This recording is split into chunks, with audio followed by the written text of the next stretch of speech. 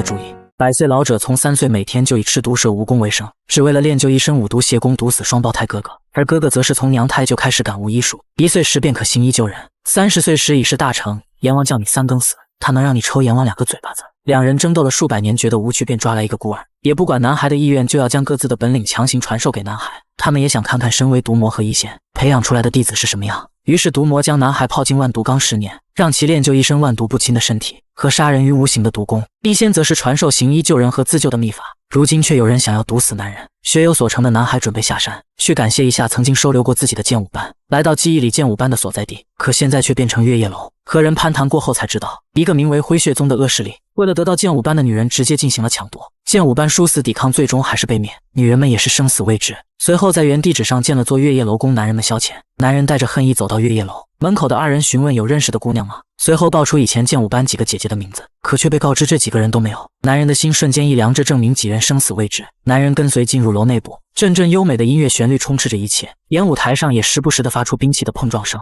随着音乐逐渐变急，红衣女子一剑挥出，直中用来固定的蝴蝶结，蓝衣女子的衣物顿时四散开来，这时引来台下的一阵叫好声。可这件舞在男人眼里纯是垃圾。楼上的一道身影瞬间吸引到男人，店小二转头望去，瞬间惊出一身冷汗。公子，你不要看了，那是这里的楼主，听说他可以把老虎的脖子给拧断呀。男人并未理会店小二的叫喊，而是转身往上走去。走到楼梯口时被人拦住叫停，男人表达想见楼主的想法，可却被告知没有请帖见不了。随后一阵小争吵将楼主的护法引来了。看男人这一脸心高气盛的样子，护法顿时不爽，直接让男人滚回家里去。可男人却冷静说，你算个什么东西，让你们楼主出来说话。楼主脸色一黑，他断定这个男人大有来头，之后便让护法将男人带到房间内。即使有再大的不情愿，护法还是给男人带路，不一会便将男人带到了楼主的闺房。此时房间内已经摆好酒肉饭菜，并有2名贱女在旁作伴。男人从容地找了个地方坐下，这一举动显然是有点惹怒楼主，不过现在还对男人来历和靠山不明，便决定先打探一下来历。两人将上好的宫廷玉液酒一饮而尽，在喝酒时楼主就知道了男人是个白痴，只因男人毫无防备地喝下陌生人的酒。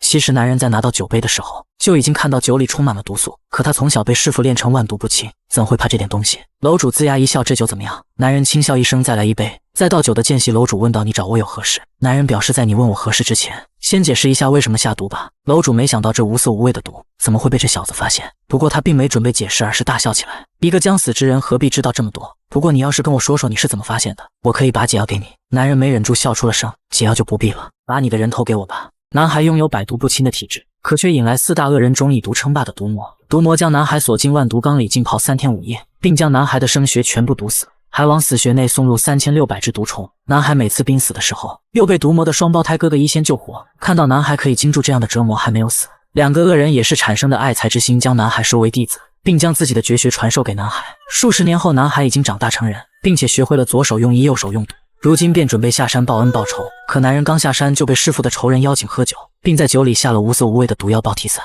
但男人在拿到酒杯的一瞬间就发现了，随后毫无犹豫的直接饮下。饮下的瞬间，体内的器官疯狂跳动，但随着男人呼出一口气也恢复正常。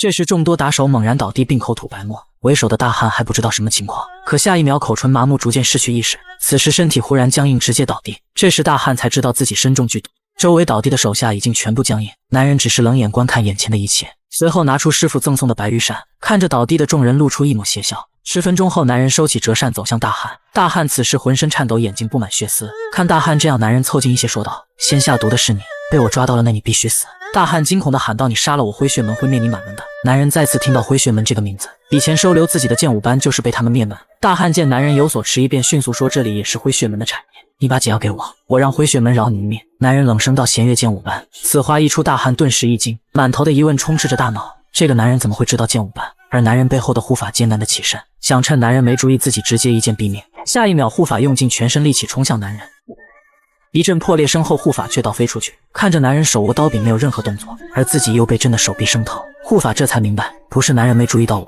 而是根本不拿我当回事。男人转身警告护法，再敢动一下我，让你身首分离。趁男人转身说话的时机，大汉在怀中掏出把利刃，下一秒直接刺向男人。男人的长衫被剑气吹起，露出双月刀，一道红光以极快的速度直中大汉要害，大汉顿时口喷鲜血，在一阵刺耳的尖叫声中变成了2块。而男人做完这一切还不到1秒钟，随后转头看向护法，护法此时抱着必死的心，已经完全没有抵抗的心情了。男人随后坐到代表身份的长椅上，月夜楼以后由我掌控，但是我需要你的辅佐。护法颤巍的询问要怎么做，而男人却让护法闭嘴，一切按我吩咐办事。护法紧张的咽了口眼泪，接着表示一定效忠您。男人却说你刺杀我这事不能轻易结束，紧接并在长袍内翻找什么，随后掏出个蓝色药丸丢给护法。护法拿到手里瞬间感受到刺痛，询问男人这是什么，而男人毫不犹豫地说是毒药。护法没想到男人会这么直接，可自己不吃肯定立马会死在这，最终还是一口吞下。男人询问灰血门多久会知道这里的变故，只需3天消息便会传过去。男人让护法将月夜楼的所有人召集起来，自己已经有了想法，要晚点大的。2个同父异母的双胞胎在一起双修上百年，他们一个是蛇毒蝎心用活人做实验的毒魔，一个是救济天下苍生可以令人起死回生的医仙。因为理念不同，二人明争暗斗一辈子。男人身为毒魔和医仙唯一的弟子，不仅拥有万毒不侵的体质，还仅一刀就将灰血门分舵主斩杀，并将此地的产业霸占据为己有。在得知灰血门3天后就会知道这里的变故后，男人将此地的所有员工召集起来，随后宣布到2天后这里会有一场厮杀，走的人可拿走以前20倍的工资，留下的人我定会保你们安全。话落台下，顿时一阵吵闹，不过几分钟后就都纷纷收拾包裹离开。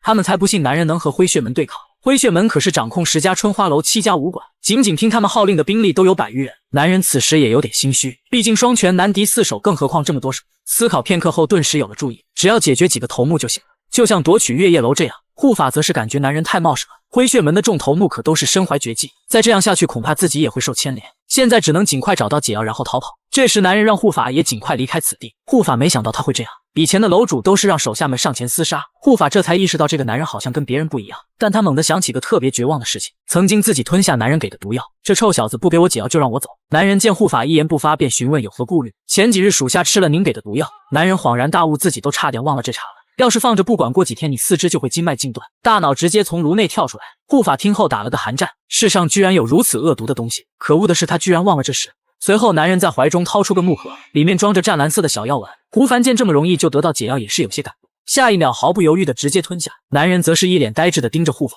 护法这才意识到不对，他为什么用这样的表情看我？男人随后询问这是什么，你就直接吃了。护法顿时紧张起来，这不是解药吗？而男人却说这是真毒药，你以前吃的是假毒药，我只是想让你看看真毒药什么样。护法整个人瞬间僵住了，男人边走边嘲讽护法，40多岁的老江湖怎么这么莽撞？男人找到没人地方开始品茶，护法此时已然是怒火中烧，下一秒跑到男人的对立面，让男人给自己也倒一杯。喝完表示就算灰血门杀过来也不走了，反正真打起来他们也会因我没能保护好楼主杀了我，而且凭你一人根本不可能战胜灰血门，反正都是死我倒要看看您多能打，看您死了我再死也不亏。男人听后没忍住笑意，护法这时又不爽了，你为何笑俺？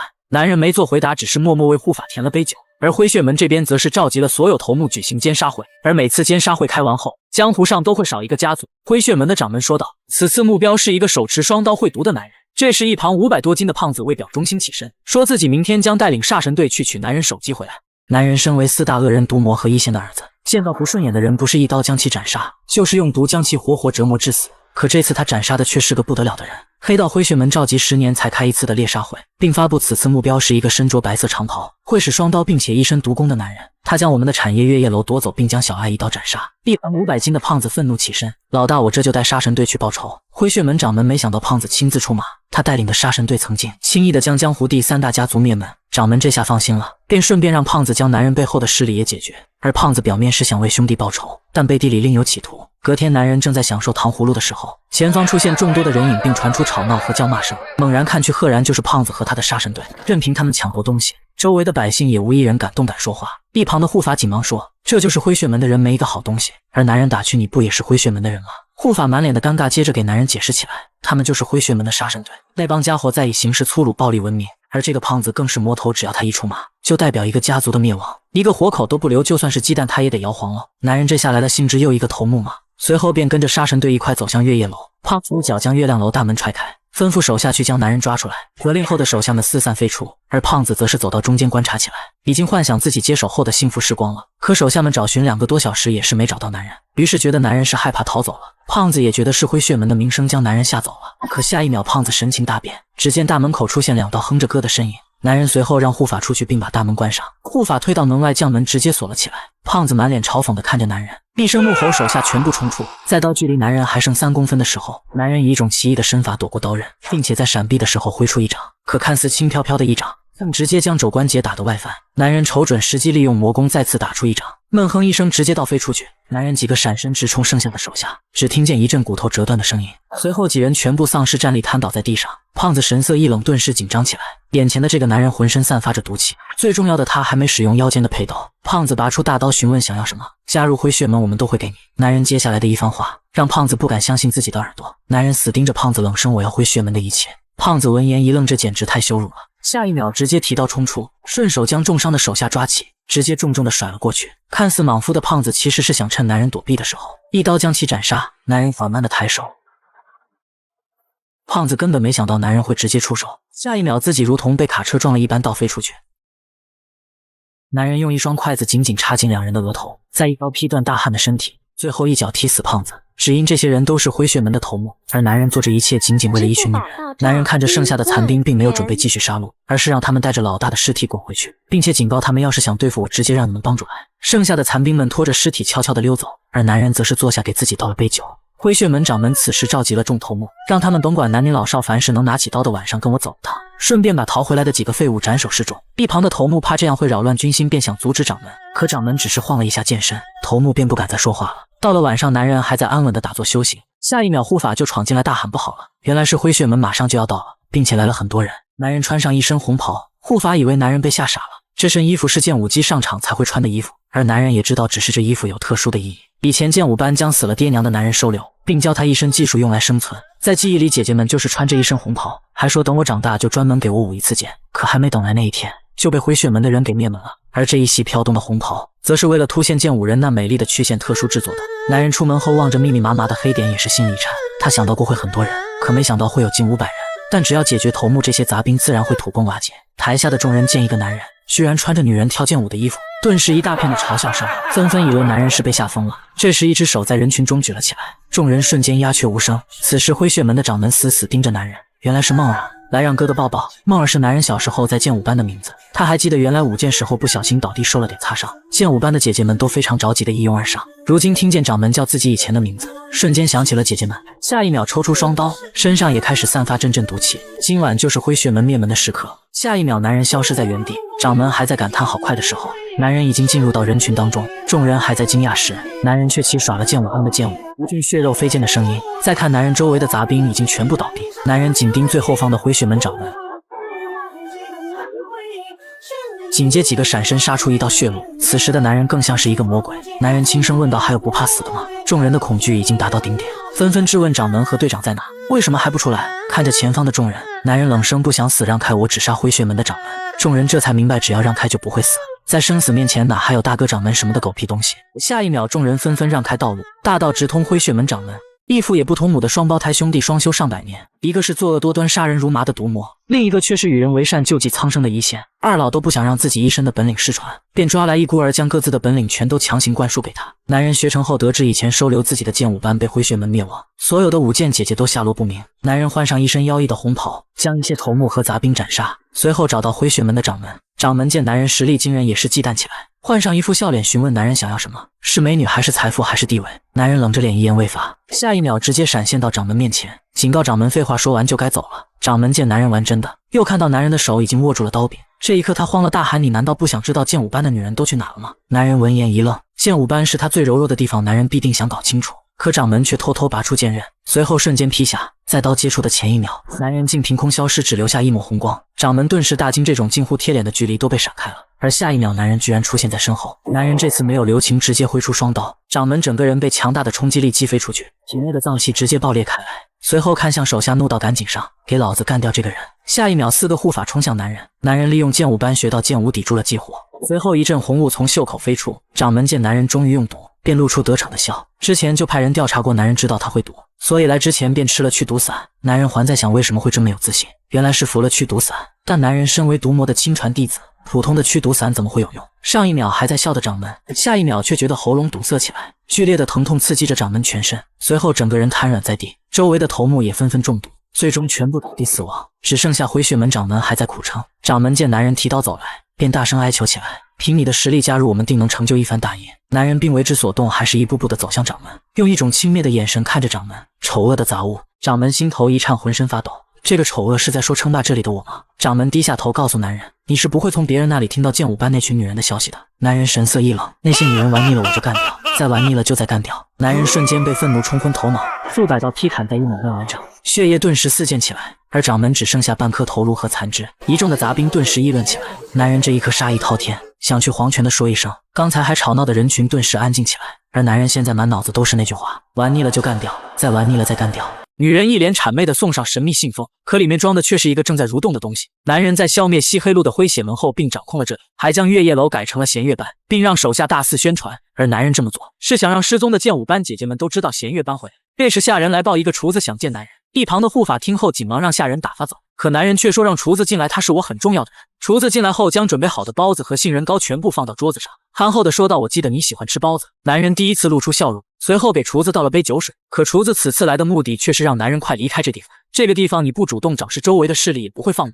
男人轻笑一声，看来厨子不知道我实力。厨子放下手中的肉包，着急说：“难道你师门很庞大吗？这里的人可都是亡命之徒啊！”男人听到师门愣了一下，厨子紧忙问道：“你师傅应该是个名门大派吧？”男人沉思许久，他的两位便宜师傅并不是什么名门，也不是大派，而是消失已久的四大恶人之一毒魔。厨子听到是四大恶人的徒弟，他的面色刹那间变成灰色。传闻那几个魔头都很可怕，其中有为了一句话就杀人屠城的狂魔大公，专挑清纯美丽女子下手的色魔大公，100岁还能保持美貌的妖魔大公，还有用人做活体实验的毒魔大公。男人稀松平常的回答正是。寻常百姓听到四大恶人早已心惊胆战。随后厨子拿起酒杯一饮而尽，接着憨笑着说：“你能回来太好了，你师傅要是来的话，一定要提前告诉我，我好躲得远远的。”男人没忍住笑意，直接笑了出来。二人接着开始推杯换盏，这是他来西黑路以来最放松的时候。另一个黑道势力在得知西黑路现在是群龙无首的状态，立马让军师派杀手去一下。军师提议直接让杀手榜第3的吴允去，虽然费用高，但对方也善茬。次日，男人在散步的时候，突然出现的身影引起百姓驻足望去。此人竟然敢在西黑路穿一身黑衣，还环抱一柄利刃，众人纷纷四散逃去。黑衣走到男人面前停下，初次见面，不知阁下是不是弦乐班主？男人也是坦然承认。黑衣瘆人的一笑，说自己是剑狼派来的，而剑狼就是西黑路北方的黑道势力。听说您干掉了灰血门掌门，掌控了西黑路，北风剑狼特派本人送来贺礼和书信。一旁的女人一路小跑过来，先是单膝跪地，双手呈上卷轴。男人在接过卷轴后，黑衣说道：“我们掌门想和您联手。”女人又掏出来个信封，说里面是30万两的银条。可下一秒，在信封里射出一条毒蛇，一口直接咬到了男人手上。男人看着头上长腹肌的蛇，未流露出一丝惊慌，而女人却露出邪笑，以为已经得手了。男孩天生拥有千毒不侵的体质，却主动找到四大恶人中的毒魔，贡献出自己的身体供其研究。而男孩做这一切却是为了一群姐姐。男人学成后称霸了西黑路，可没多久便引来其他势力的觊觎。被派来的杀手假意献上和解书，实际里面是含有剧毒的青蛇。青蛇一口咬在男人的受伤，开始疯狂的释放毒素。杀手开始嘲讽起来：“这青蛇的毒你应该知道多厉害。”而男人则是一把扯下青蛇，杀手瞬间挥出一剑，充满杀意的剑气直冲男人。男人手握刀柄，在剑气来的瞬间抽出刀刃，砰的一声发出巨响。男人开始主动出击，一个闪身就来到了杀手面前，巨大的冲击力把杀手震得浑身发抖，可他却丝毫不慌。再过2个半小时，蛇毒就会肆虐男人的器官。另一个杀手忍不住了，直接将自己的担子丢了出去，在男人头顶的时候突然爆开，浓烈的黑烟瞬间将男人包裹起来。杀手趁机直冲进去，宛如一条蛟龙入海，在烟里面疯狂走位，而男人矗立在烟雾中间一动不动。杀手一个闪身来到男人的身后，烟外只听见肉体破裂和男人的惨叫声。烟雾散去，只见男人完好无损，而杀手却被一剑封喉倒地身亡。见蛇毒还没奏效，二弟又被斩杀，也开始紧张起来。而男人从小就千毒不侵，后又被毒魔折磨得快死，大千世界的毒早已对他无效。见蛇毒无效，便想着先下手为强。杀手持剑冲出的时候，还不忘比个剑指。男人调整姿势向上挥剑，剧烈的痛感刺激着杀手的五官，杀手顿时跪倒在地，开始大口的喘着粗气。男人缓慢的将刀收起，就收刀的这几秒，杀手开始感觉浑身麻痹，无法动弹。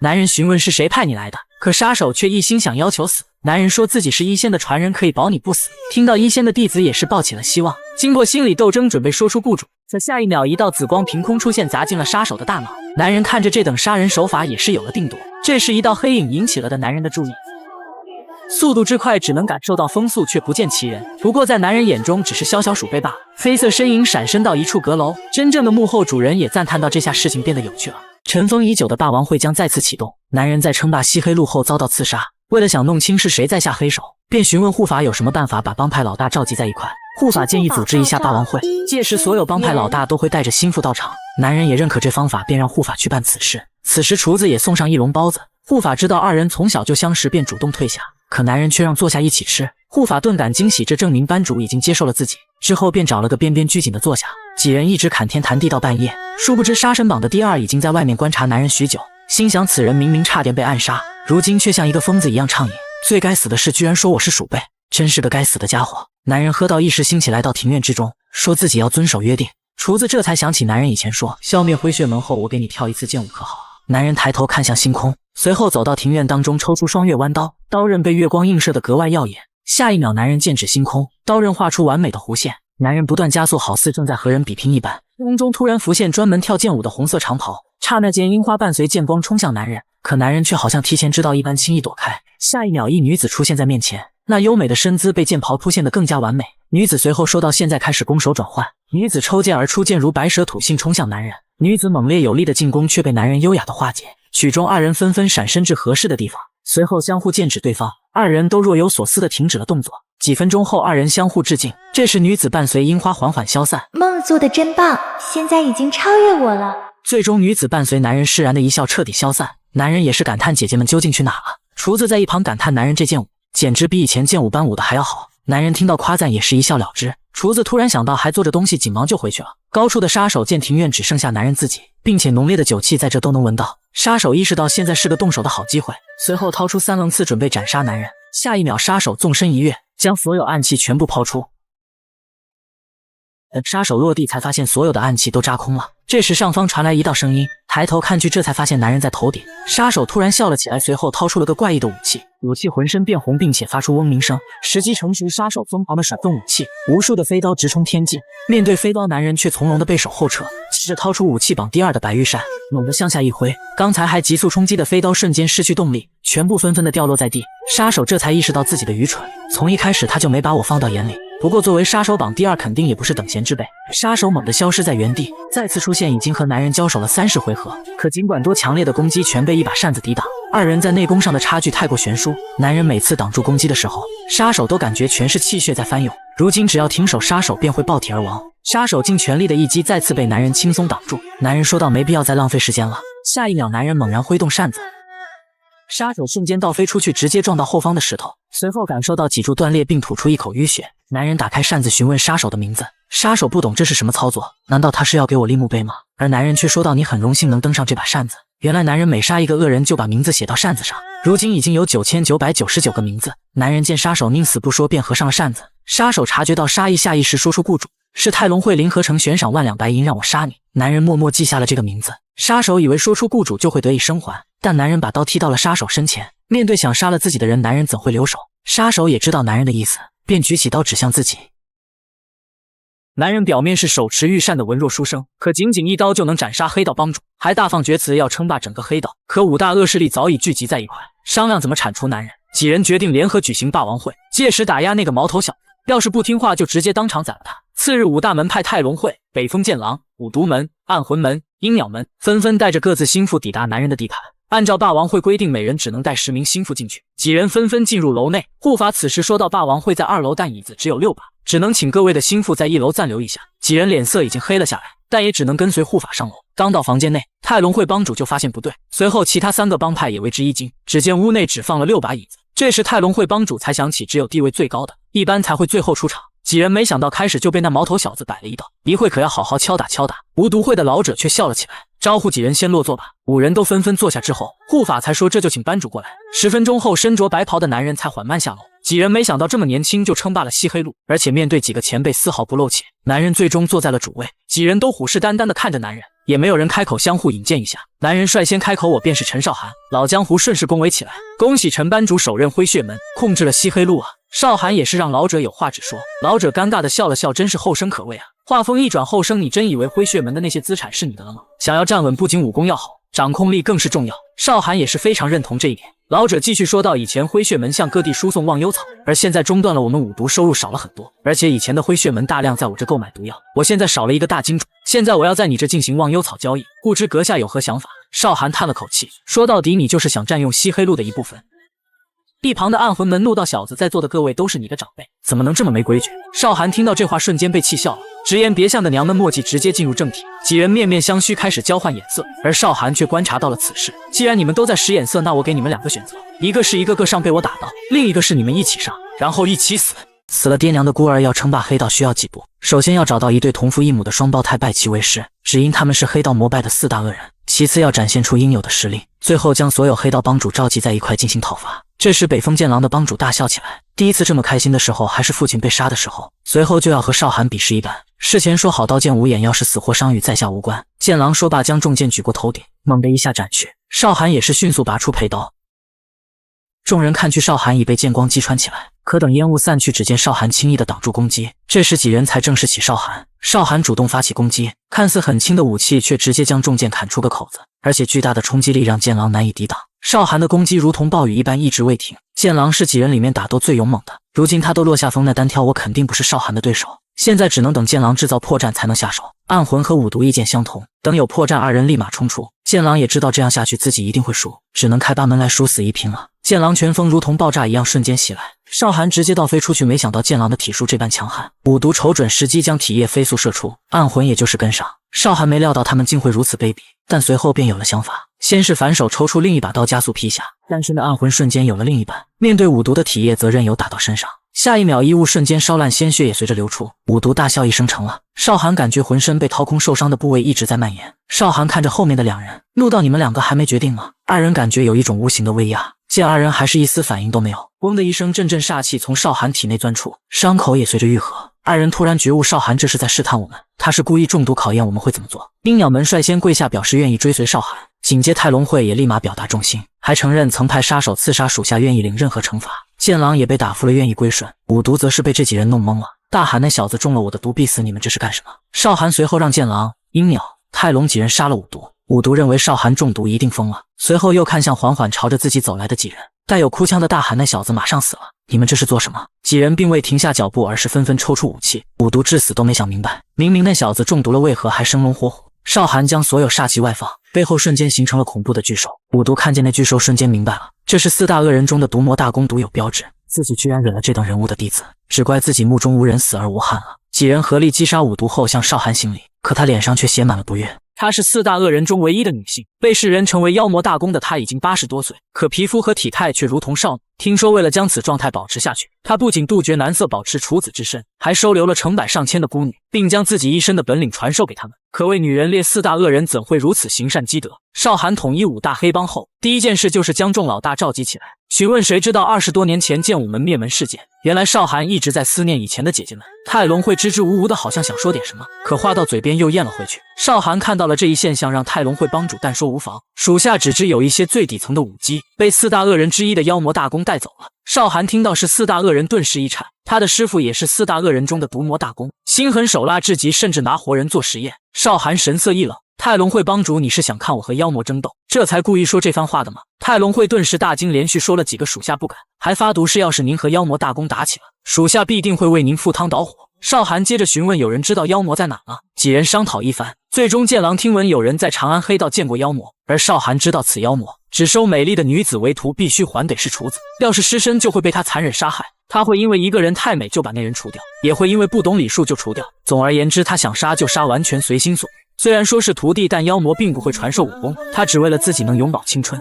才教会那些女孩一点内心功法，等时机成熟，直接吸食他们的精气。少寒知道事不宜迟，只能尽快出发。长安黑道青梅水楼内，少寒独自一人依靠在亭边，已经来到此地1个月了，还没见到妖魔的一点轨迹。而少寒听师傅说，妖魔每1个月都会吸食1名弟子。这时一道女声突兀的传来：“公子您为何要对月毒瘾呢？”少寒头也不转的怒道：“滚远点！”女子顿时羞愤难耐，转身就大步离开了。女子轻声喊道：“大师姐！”又有姑娘被那位公子拒绝了，这都是第30个了。对面的师姐则是让小师妹别管这些喝酒了。话虽如此，但师妹眼睛一直盯着男人，师姐则是若有所思的盯着酒杯，下一秒则是一饮而尽。师妹看着不同往常的师姐，担心的询问是出什么事了吗？只见师姐眉头紧皱：“师妹，你见过以前那些师姐是怎么死的吗？师傅不是说被4大恶人中的色魔抓走了吗？或者是不幸遇见白道的高手遇难了吗？”师姐则是长叹了一口气，心里想着这么久以来自己也没见过师姐们的死状，师姐们会不会是被师傅杀害了？此时又来一名女子，女子冷声督促师姐速回山门。大师姐抬头望去，原来是师傅最喜欢的二师妹。二师妹说道：“师傅满山在找大师姐你呢。”而大师姐则是晃了晃半壶的清酒，让二师妹陪自己喝完就回去。二师妹知道大师姐的臭脾气，只好坐下。小师妹八卦地问师姐：“二师姐这么高冷，而且以前还是跳剑舞的，所以不合群吗？”少寒顿时一惊，再次听到有关剑舞的讨论。一道不合时宜的男生突然插入几人的谈话。少寒问道：“我能与你们合席吗？”大师姐冷笑一声，这是她听过最陈腐的话。小师妹则是害羞地说：“师傅不让我们靠近男人。”听到他们师傅不让其靠近男人，少寒意识到几人可能就是妖魔的徒弟。少寒看向二师妹，这位姑娘看起来不大可能是我被掳走之后加入剑舞班的。大师姐看少寒一直盯着二师妹，也是打趣道：“既然是看上小妹了，那就请坐吧。”少寒得到允许后也是大方坐下。你小子是干什么的？来的目的是什么？少寒直言是来找姑娘的。大师姐眼神一冷，怒道：“你把我们当什么人了？”少寒知道对方误会自己了，紧忙开始解释：“我是从弦乐剑舞班来的，别名叫梦儿，不知道这位姑娘是否记得这个名字？”二师妹神情突然慌乱，喃喃道：“梦儿，难道你就是梦儿哥哥？”这时一道暴怒的女声从天上传来：“吾儿们，你们在哪？”她是穷凶极恶的四大恶魔，已经近100岁的她不仅相貌美丽，皮肤更是细腻嫩滑，而且大发善心收留孤苦无依的女孩，并将自己的一身本领传授给她们。但要是女孩们靠近男人失去了处子之身，她将不念师徒情分，直接将其斩杀。少寒历尽万难中找到剑舞班的遗孤，二人畅谈许久，从进剑舞班到拜师，也得知了他们的师傅是四大恶魔中的妖魔。少寒接下来的一句话令三女震惊：“你们师傅应该说到只有完璧之身才可修炼本门秘法真玉神功。”小师妹大惊：“你一个男人怎么知道我们的秘法？”少寒温怒道：“你们不知道妖魔会从你们身上吸取内功吧？”二女从未听过还有此事。少寒再次强调道：“不仅是内功，就连精气也会被一起吸食，而且功法的原名是真玉魔功，最终你们会失去生气，变成一具皮包骨头的尸体。”小师妹根本不相信少寒的话，怒道：“这家伙分明在污蔑师傅！师姐，你们说句话呀！”而师姐们全部低头不语，好像都知道点什么。下一秒，空中传出刺耳的声音，二师妹让少寒赶紧躲起来。是师傅来了。少寒则是一动不动，反而举起了酒杯给自己倒了杯酒。二师妹见少寒还不跑，也是心急如焚。这时妖魔也是踏空而来，三女立马下跪参拜师傅。妖魔看着少寒，随后带有怒意的询问三女：“这个男人是怎么回事？”大师姐为了保护少寒，便说：“这个登徒子突然拿着酒杯要跟我们姐妹喝一杯，我正要赶他走，请师傅不要担心。”妖魔轻蔑道：“真的是这样吗？既然敢纠缠我的弟子，那本美人就送你一程吧。”听到此话，三女的心顿时一颤，而少寒依然在给自己倒了杯酒。妖魔一个闪身来到身后，少寒让其滚远点，你那浑身骚味已经恶心到我了。妖魔不气反笑，真是个愣头青，下一秒就将自己的腿直接靠到了少寒身边，随后夹着嗓子说道：“怎么杀了你才能让我舒服点呢？”少寒则是一直盯着妖魔笑出了声。妖魔以为他已经完全折服自己这俊俏的脸庞，转眼间少寒冷不丁地挥出一掌，妖魔反应迅速也补出一掌，剧烈的爆炸直接让少寒倒飞出去。妖魔没给少寒喘息的机会，甩出武器绑地时的白龙鞭，但被少寒轻松躲过。少寒趁机跳到屋檐之上，妖魔带有欣赏的眼光看向少寒：“你是第二个躲过我这边的。”少寒被手握住刀柄，妖魔看着少寒的武器一脸诧异：“你这是双月弯刀？你是毒老魔的弟子？”可妖魔不知道的是，少寒还是一仙的弟子，而他们四大恶魔唯一敬佩的就是一仙。三女听到是毒魔的弟子，也是相当震惊。虽然师傅也是四大恶魔之一，但毒魔那是比师傅还要强一个等级的存在。随后妖魔便让毒魔现身：“你我二人许多年未见了吧？”少寒让妖魔别叫了，师傅并未在这。妖魔才不信，要是毒老魔不在，你个愣头青敢这样挑衅我！少寒冷笑一声：“你这种废物还要师傅出手吗？”妖魔瞬间大怒，使出全力一击砸向少寒。可少寒好似提前知道一般，早早离开了原位。接下来的几鞭妖魔还是一鞭未中，但周围的建筑已经崩溃一溃，而少寒则是轻飘飘地落在妖魔对面。妖魔使出阿威18式，这一鞭直接重重地砸在少寒身上，少寒吃痛直接倒飞出去。长相甜美的妖魔位于四大恶人末位，平时不仅收养孤苦无依的女孩，还传授门派禁忌秘法，但唯一的一点就是强烈禁止女孩们恋爱。一旦女孩们靠近男色，失去了处子之身，妖魔则会展现出最害人的一面。而少寒却不怕死的主动接触妖魔弟子。妖魔在得知后瞬间来到此地，直接一鞭子重重地砸在少寒身上，巨大的冲击力直接将其打飞出去。同时妖魔也通过武器也知道了少寒的身份，是同为四大恶人排名第2毒魔的弟子。少寒借力一个后翻，再用弯刀直插地板，这才勉强站住。此时少寒才意识到四大恶人是如此强悍，妖魔没给喘息机会，再一次急速挥出一鞭，长鞭如同有了灵魂一般直冲少寒面门。少寒左手用力，直接带动全身迅速旋转进行躲避，可即使这样，右臂还是被长鞭划伤。妖魔再次抽出几鞭，少寒表面是全部挡下攻击，可怪异的是身体各部位都受到不同程度的伤害。少寒顿时急了，直冲妖魔，想通过拉近距离来让长鞭失去作用。可这点小心思早已全被妖魔识破。只见白龙鞭浑身泛红，随后妖魔朝着自己面前猛然重击，浓烟顿时四起，将战场淹没。三女从没见过师傅使出这招，妖魔此时却倍感意外。只见少寒居然还有力气支撑起来，妖魔此时带有玩味的样子看着少寒，感叹不愧是四大恶人，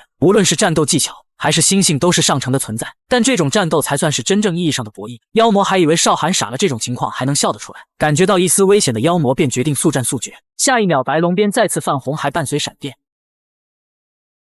面对突来的进攻，少寒举起双刀进行防御，在长鞭来的瞬间用刀进行抵抗。这等情况下，少寒只能一味的防守，被挡住的长鞭开始乱弹，一旁的建筑已然是残垣败壁。而妖魔也发现了此状况，瞬间将长鞭甩到最后的支撑点，随后猛然往后一拉，整个建筑瞬间失去支撑，轰然倒塌。而倒塌的地方却正好是少寒的位置，阵阵浓烟肆意的布满现场。妖魔感叹：毒老魔教出的弟子也太水了一点吧。下一秒，两道毒气从烟雾中冲出，妖魔见如此强的毒气，以为是毒魔出手，即刻调动全身真气来进行抵抗，即使这样也被巨大的威力击飞出去。妖魔感叹10年未见这毒魔还是这么霸道。此时一道黑色身影伴随着紫光出现，下一秒妖魔简直不敢相信自己的眼睛。只见少寒好似变了个人，浑身的气息都变得极为陌生。少寒一个后撤步，双脚站稳后，瞬发两道充满毒的刀气。这次妖魔也不敢大意，直接密符。刹那间巨大的红色风暴绝地而起，将少寒的刀气显得小得可就是这样小的刀气却将妖魔逼得直冒冷汗。下一秒风暴突然破裂，刀气直冲而来，但此次只是消掉了妖魔的发饰，刀气没有丝毫消散的意思，直冲后面的建筑。妖魔看着背后的建筑，心生一丝恐惧。他也意识到少寒之前隐藏了实力，而少寒却第一次露出如此瘆人的笑。下一秒原地消失，以极快的速度冲向妖魔，并且以诡异的身法躲过妖魔的攻击。妖魔此时如同看见了恶魔，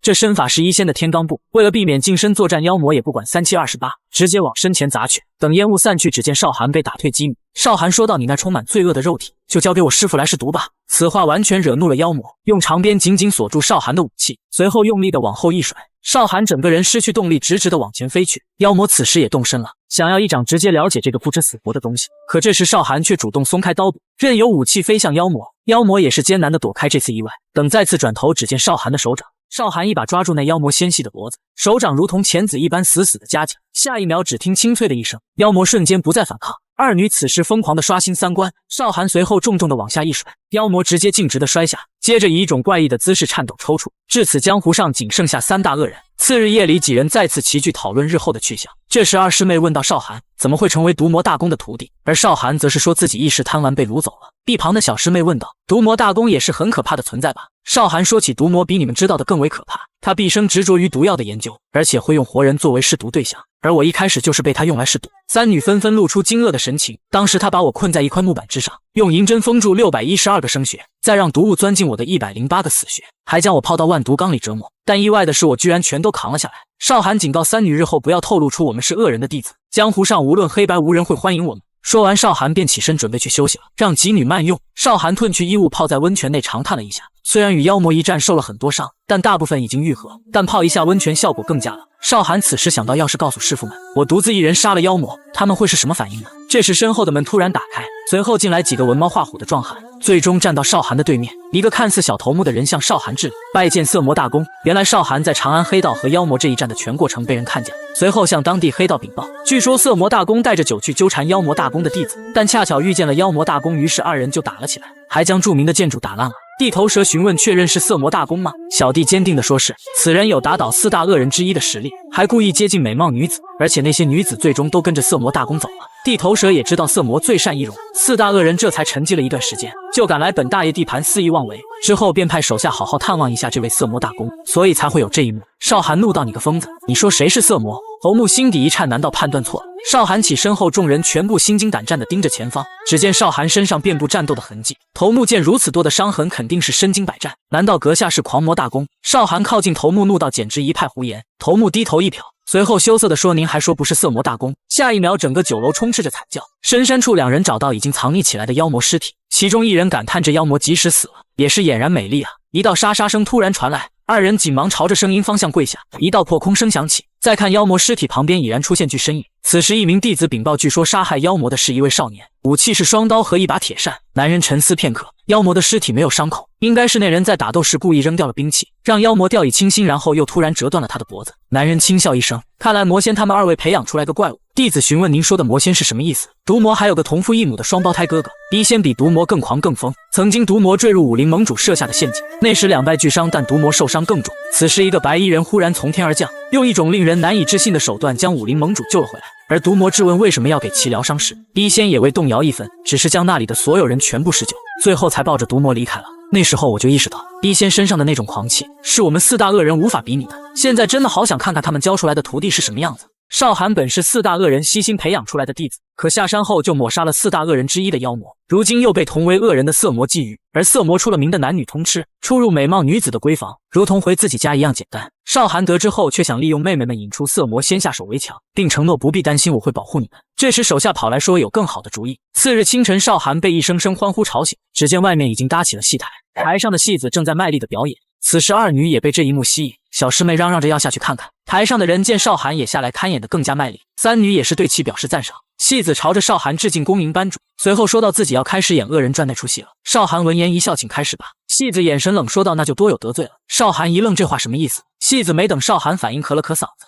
陈少寒，你个老狗，赶紧给爷滚出来！舞台另一边，一道手持扇子的身影闪现出来。再看此人和陈少寒同款，一袭白衣，下一秒一个大跳，直接到戏台之上。只听唰的一声，将扇子打开，眼神犀利的盯着前方，郑重道：“我就是陈少寒，你是何人？”见陈少寒这样子，台下众人瞬间大笑，一旁的女人也是没忍住笑了出来。少寒这才知道为什么刚才会说得罪自己。戏子大喊：“你放屁！陈少寒并非你这般丑陋之人。”随后剑指陈少寒，让他快滚。陈少寒怒道：“你是何人？”戏子捶了捶胸口，本大爷就是四大恶人中的狂魔。原来是狂魔前辈，不知前辈找我做甚？狂魔怒道：“是你杀了妖魔小妾吗？我要剁了你，然后生吃你。”此时又有一袭红衣的男人闯入，径直的落在二人中间，为妖魔报仇，怎么能少了我色魔大功呢？观众一听是色魔，纷纷大喊：“快滚！真是个晦气的家伙！”色魔的扮演者大喊：“都给我闭嘴！”随后色魔表演了一手招牌动作，紧接妩媚的说道：“不闭嘴我就进来了哟。”可台下的众人不吃这套，依旧骂道：“快滚！”但是三女却觉得即使是演戏，如此调侃色魔，真的没事吗？台上色魔突然转身说道：“先教训谁比较好？”紧接咬着手指，一脸妩媚的看着少寒和狂魔，下一秒直接向两人飞扑过来。可这时一个飞镖从远方急速飞来，少寒反应迅速，闪身抵挡，同时也发现了飞镖的来向，于是急速朝着飞镖的方向冲去。只见一道红光在屋顶快速逃跑，最终逃到了小屋内。男子想到他们竟敢如此嘲弄师傅。这时少寒也来到了屋内，男人不由分说直接挥出一剑，却被少寒躲避的同时一刀斩杀。这时一道刚猛的剑气直冲少寒，趁着爆炸的余光，来人将暗器全部抛出，只听几声铁器碰撞的声音，再看那人早已逃跑。下一秒，少寒如同鬼魅一般出现在身后，此时一道 X 型的剑气刚好劈来，少寒只好放弃追捕，举刀进行防御。刹那间，一道长鞭紧紧缠住男人的脖颈，强大的力道直接将男人拽到地上，紧接直接踩到男人的肩膀，怒问道：“色魔在哪？”来了来了！少寒独自面对四大恶人中的色魔，却气定神闲地坐在一旁。但接下来色魔的一句话弄得少寒接近破防。色魔看向少寒，轻叹一声，随后夹着嗓子说：“看小兄弟有着这近乎完美的身材，晚上等我好好奖励一下你吧。”少寒想到了所有会发生的事，随后一阵恶心。色魔这时怒问少寒：“为何身为毒魔的弟子却要杀害四大恶人？难道你想成为侠客，再将你师父杀死吗？”少寒不想与这厮有口舌之争。这时窗外突然有人喊道：“色魔的名号，我们已经布好了天罗地网，若你乖乖脱了裤子，可以饶你一命，但是今晚你要好好伺候本大爷。”少寒根本没想到他们会如此嘲弄色魔，而色魔此时已经充满了怒气，一个鼠辈居然敢如此嚣张。只见色魔猛然一跺，酒杯顺势飞起，本是依靠在桌边的佩剑也被震到面前，色魔顺势往下一斩，却被少寒轻易躲开。以速度著名的色魔下一秒消失在原地。只见场中激起一道红色闪光，面对如此惊人的速度，少寒只能单方面防御，好不容易找到一个破绽进行挥斩，但却被色魔那诡异的身法轻松规避。而这时酒杯倒地破碎，这足以证明刚才二人的较量速度之快。色魔此时也知道凭力量不是对手，只有速度上自己才是优势。下一秒只能看见一抹红色身影，户外的三人看色魔跑了出来，也不知道自己要做点什么，而色魔却一眼就锁定了目标。三人被这充满杀气的眼神看得发毛。下一秒，一道剑气直冲而下，几人的眼前瞬间出现了以前的走马灯，剧烈的爆炸激起周围的烟尘。等烟雾散去，才发现是少寒抵下了剑气。没等几人反应，少寒再次飞身出去，二人大喊感谢班主，而色魔却尖叫着打烂他的臀。听到这话，二人无语的看向色魔。色魔看着紧追不舍的少寒，也是嘲笑一番，就凭你这骆驼一般的轻功也敢挑衅我？色魔此时看到前方聚集了一众平民，直接加速冲向这些平民，想要少寒付出血的代价。可这些平民下一秒纷纷跪地，拉下木桶旁边的草绳，木头刹那间迸发出蓝色花火，2024发子弹整齐的朝着色魔袭来。色魔意识到不对，只好接力一蹬旁边的建筑，让自己往后倒飞出去。色魔此时准备掉头反跑，一旁的窗户吱嘎一声大开，从里面射出无数的飙声。色魔的心里已经将少寒全家骂了一遍，只好使出千斤坠迅速落地。此时马蹄声踏步而来，只见绿帽红面的男人骑马而来，一副戏腔着大喊：“色魔小儿内命来！”色魔一脸不可置信关羽，而关羽喊道：“吾来为慈禧报仇。”色魔刹那间怀疑了自己的耳朵，羽臂便挥动40米的青刃刀斩下。他是温婉如玉的4大恶人，以情绪稳定和辣手摧花著名，可如今却被一句话弄得暴躁如雷。关羽的乱入让色魔猝不及防，尤其是嘴里还喊着要为慈禧报仇。色魔勉强躲过这突来的攻击，并将青龙偃月刀斩断。关羽见宝刀折断，瞬间暴喝起来，恨不得活吞了色魔。色魔开始正视起来眼前的关羽，但关羽却骑着绝影急速从一旁跑过。只听见待俺温壶酒再来。色魔正一头雾水时，一道木剑从远处飞来，色魔轻身一跳，优雅地躲过，但背后的茂凯却身受重伤。等色魔抬头望去，却发现黄忠出现在屋顶。此时他的心里真的犹如万马奔腾。黄忠拉弓蓄力，下一秒一道凤鸣声窜出，气急的色魔想要直接斩杀这群精神病，随后挥出的剑气直冲黄忠。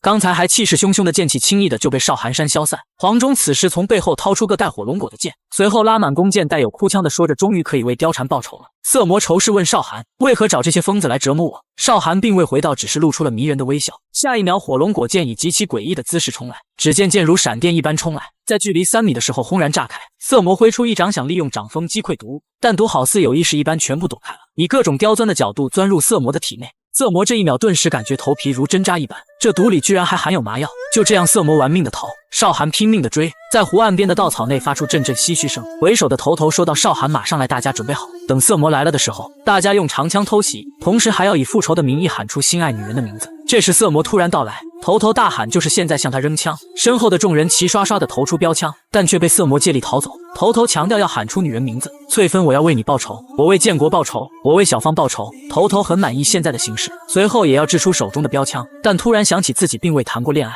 连和女人说过话都没有，想到自己的失败，怒喊一声：“我为隔壁张奶奶报仇！”逃跑的色魔此时跳到树枝上，随后转头看向头头，而他看着色魔的眼神，心头一颤。色魔恶狠地说：“你刚才说张奶奶。”接着感叹这厮怎么变得杀气凌然的。下一秒，色魔转头冲向头头，建国也就算了，隔壁老奶奶也搬出来说，这分明是对自己的嘲弄。色魔瞬发出一道剑气，却没碰到头头时就产生了爆炸。等烟雾散去，才发现是少寒抵挡了此次攻击。少寒此时意识到色魔的内心已经被张奶奶打乱，二人同时起步。下一秒，色魔持剑劈下，却被少寒抵挡。而接下来的战斗只能看见2道光在水面上爆炸。短短的几秒内，二人已经对战了上千回合，最终也是找到了个屋檐稍作休息。岸边此时汇集了所有人。少寒表示：“你要继续逃跑，他们便会一直追捕你，只有与我正面交锋，他们才会停手。”色魔听到这，缓步的往前走了几步，随后身上的气息陡然变换，下一秒没等少寒反应，直接刺穿而来。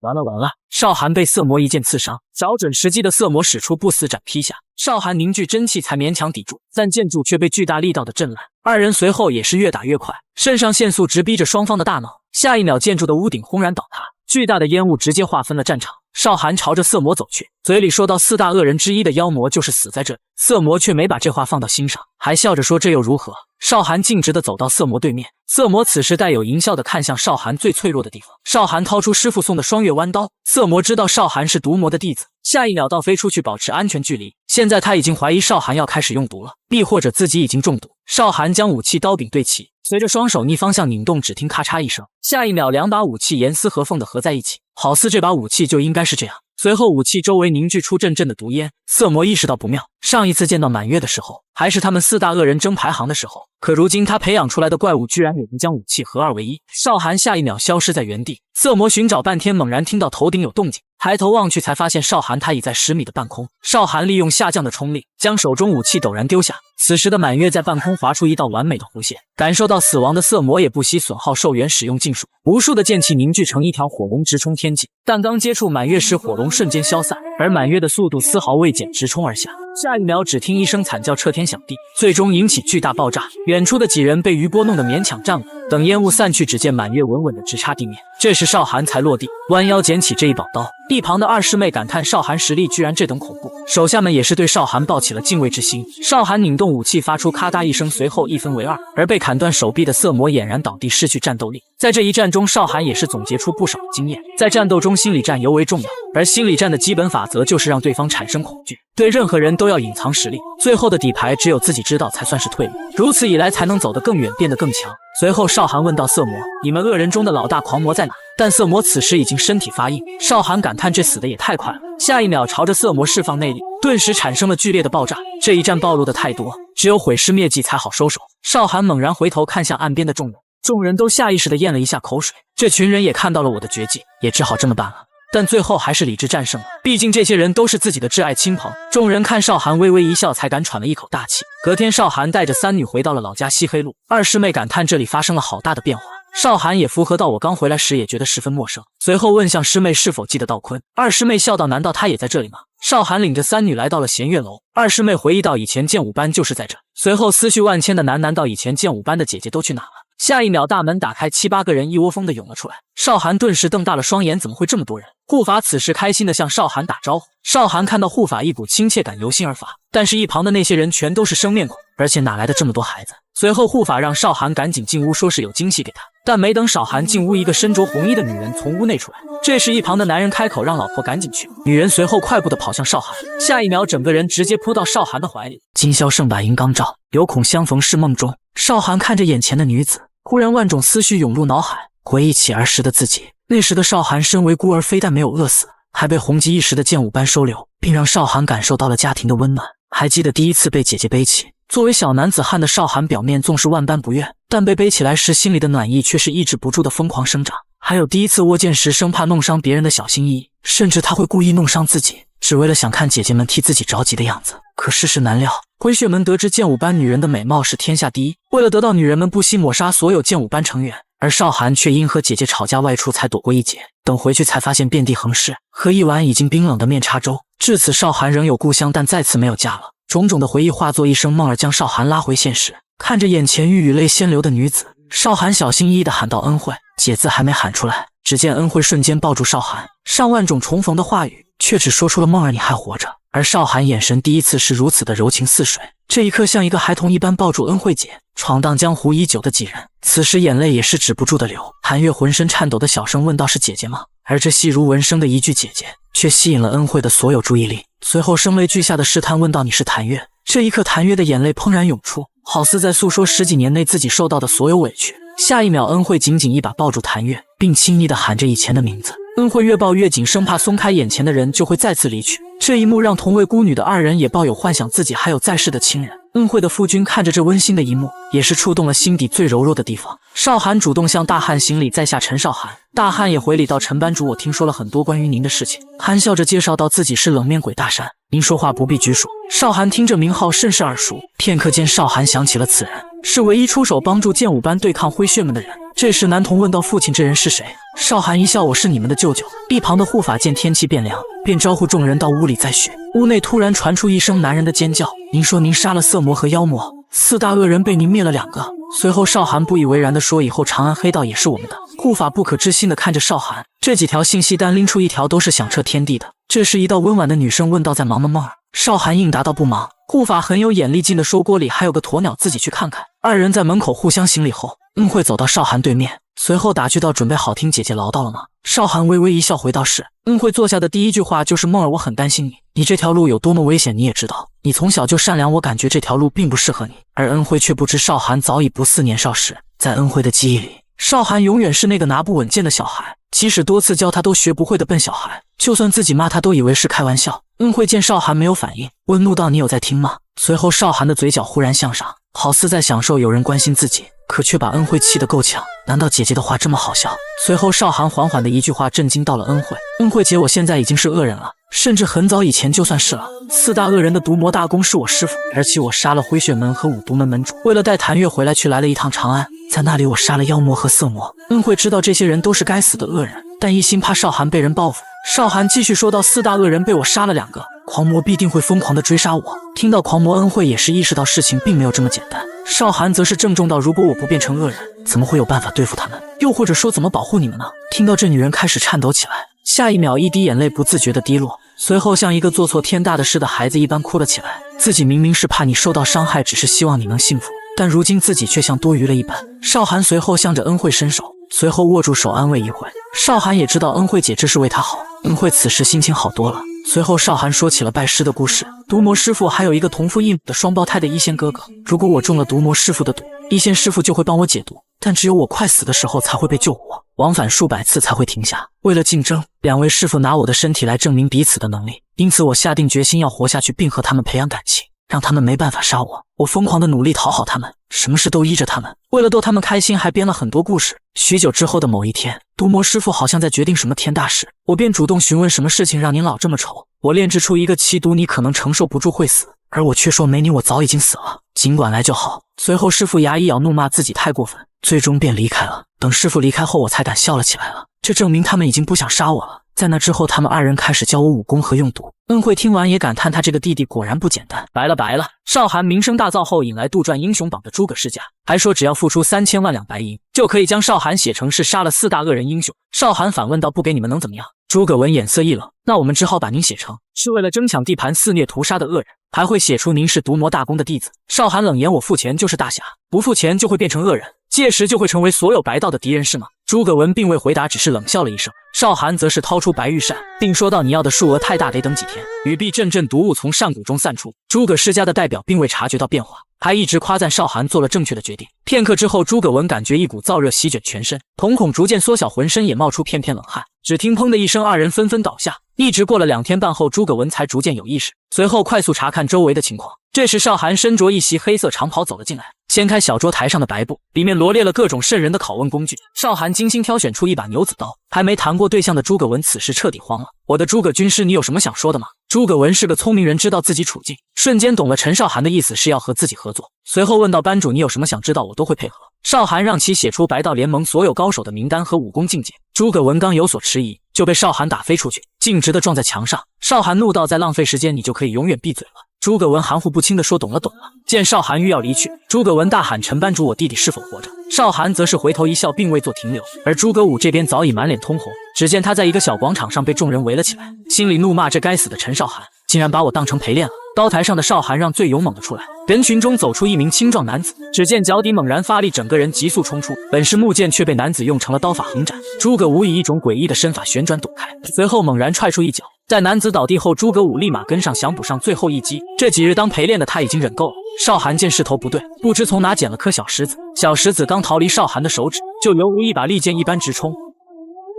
仅仅一颗石子就将诸葛武的重击化解。夜晚，少寒来到地角，看着已经列举好的白道武力排行榜，其中天下人这一等级引起了少寒的注意。诸葛文解释说，天下人顾名思义乃是天下第一人，是你这个恶人惹不起的存在。暴躁的少寒直接提起诸葛文，因为你的一句话，我会向诸葛世家宣战。他们是所有黑道惧怕的诸葛家族，不仅江湖上大小所有事他们都会第一时间知道，还是撰写江湖英雄榜的正道门派。可如今却想把恶名昭著的陈少寒洗白成是斩杀恶人的大侠，但少寒却直接将诸葛家代表囚禁在地牢内，还扬言要向诸葛家宣战。近乎在同一时间，江湖上所有门派的门匾上都扎上了一根利剑，而剑的前端绑着一个布条。杂役将布条解下交给门主，而布条上面的信息让门主震惊：诸位在下陈少寒，相信你们都被诸葛世家找过，他们提议将我打造成大侠，并可以加入白道势力，但代价是3000万两，如若不然就会成为所有白道的敌对势力。我手上还有诸葛家勒索的证据和证人，还请受到诸葛家威胁或者交了钱财的人跟我联盟，无法以武力相助也没关系，请帮助我传播此条消息。而我陈少寒则会进攻诸葛世家。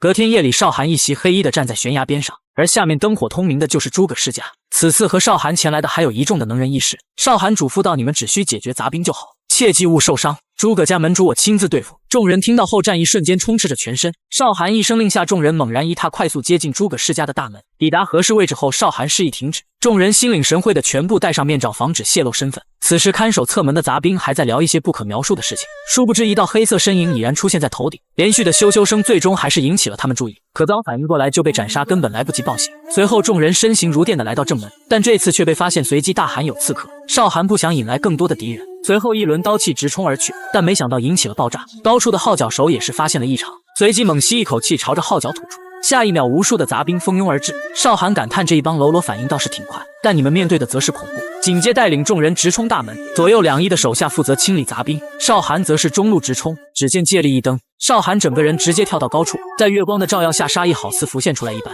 紧接凝聚真气汇聚一处，一道爆炸激起漫天飞尘，甚至当场将一些杂兵化成血水。少寒做完这一切的时候，手下们也做完了外围工作。少寒刚走到门口，大门却诡异的打开，并传出一道镇定自若并充满威严的声音：“何人闯我诸葛世家？”少寒脸上浮现一丝嘲讽，随后抽出双月弯刀。诸葛家主见事情不妙，招呼钟家奴拿下少寒。下一秒，四面八方窜出数名家仆冲向少寒。少寒身形如电，迅速出招，接着就只听见一声声的惨叫，而诸葛家主高高在上，就这么看着少寒跟割菜一般收割人头，直至少寒杀完最后一名家仆。诸葛家主的气息陡然攀升，下一秒，一道冷冽的可怖剑气喷薄而出。诸葛家主只是使出最简单的拔刀斩，就将恶名昭著的陈少寒击飞数米。诸葛家主见此人只是虚有其表，便招呼众家兵驻守，想看一下自己在闭关这段时间步法到了什么境界。随即招呼众家兵把中间空出来，并把大门锁上，在外面布下物鬼阵法。下一秒，诸葛家主的左护法剑走出，左护法正在介绍自己是诸葛世家的左执剑时，少寒猛然抽刀斩下。护法大骂：“果然是黑道的杂碎，这么不讲武德！”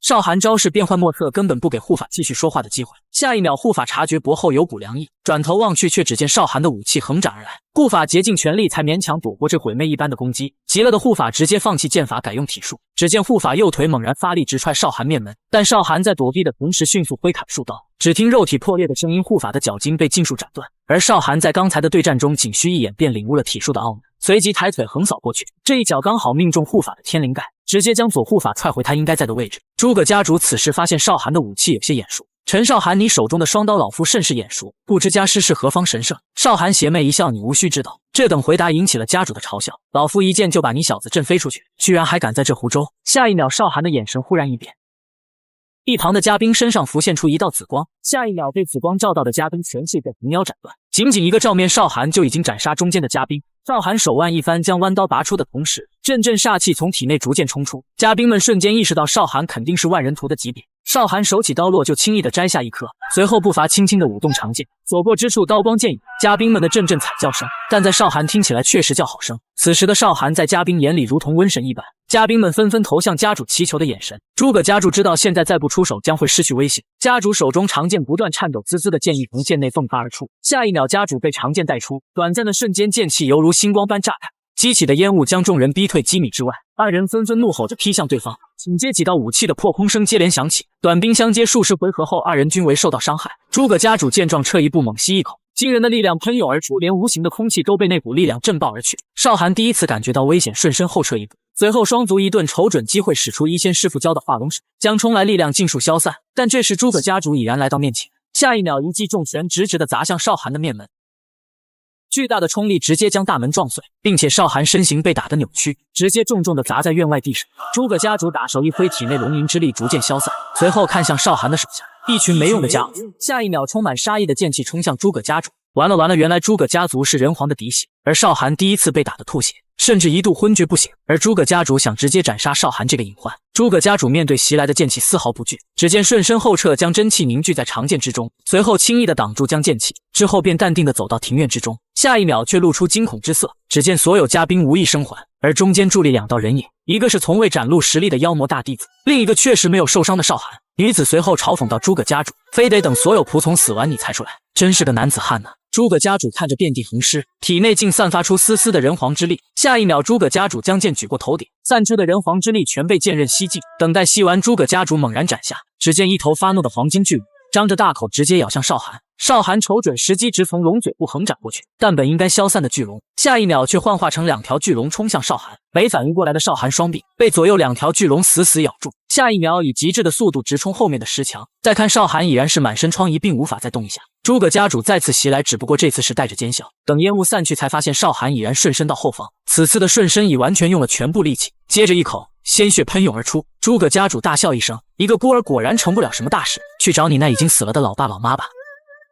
不到1秒内，诸葛家主左臂就被划开一道口，而少寒举刀阴沉着脸说道：“他们也不想是孤儿，种种原因才会造成这样结果。”语毕，少寒身形如电般劈砍而下，接着就只能听见刀剑对碰的声音，但不见少寒的身影。这时，诸葛家主突然感觉全身僵硬，血管就要从眼球内爆出来，因为这一缘故，全身上下突然多出来300个刀口。少寒冷言：“貌似家主知道我是谁的徒弟。”紧接闪身到家主的上方，家主想挥剑下砍来进行防御，但手臂是下去了，手却没下来。只见少寒弯腰猛然捅出双刀，随后对着诸葛家主说道：“你不应该找我要3000万两，更不该嘲笑孤儿。羽帝毫不迟疑地将刀抽出，顺势带出了肝脏等等器官。陈少涵随后让手下清理现场，并说到此次战役如此简单，多半是因为诸葛世家的旁系和长老都未在，他们一旦得到消息，必定会联合实力和旁系高手来找我，而附近的武当派或者湖北盟会来，我会留在这里，你们几人先回去准备东西。几人听后担忧道：班主，你要留在诸葛世家吗？而陈少涵却说以后叫我诸葛少涵。此话一出，众人瞬间无语。次日，少涵换上一身诸葛家族的衣服，主动来到湖北盟的地盘。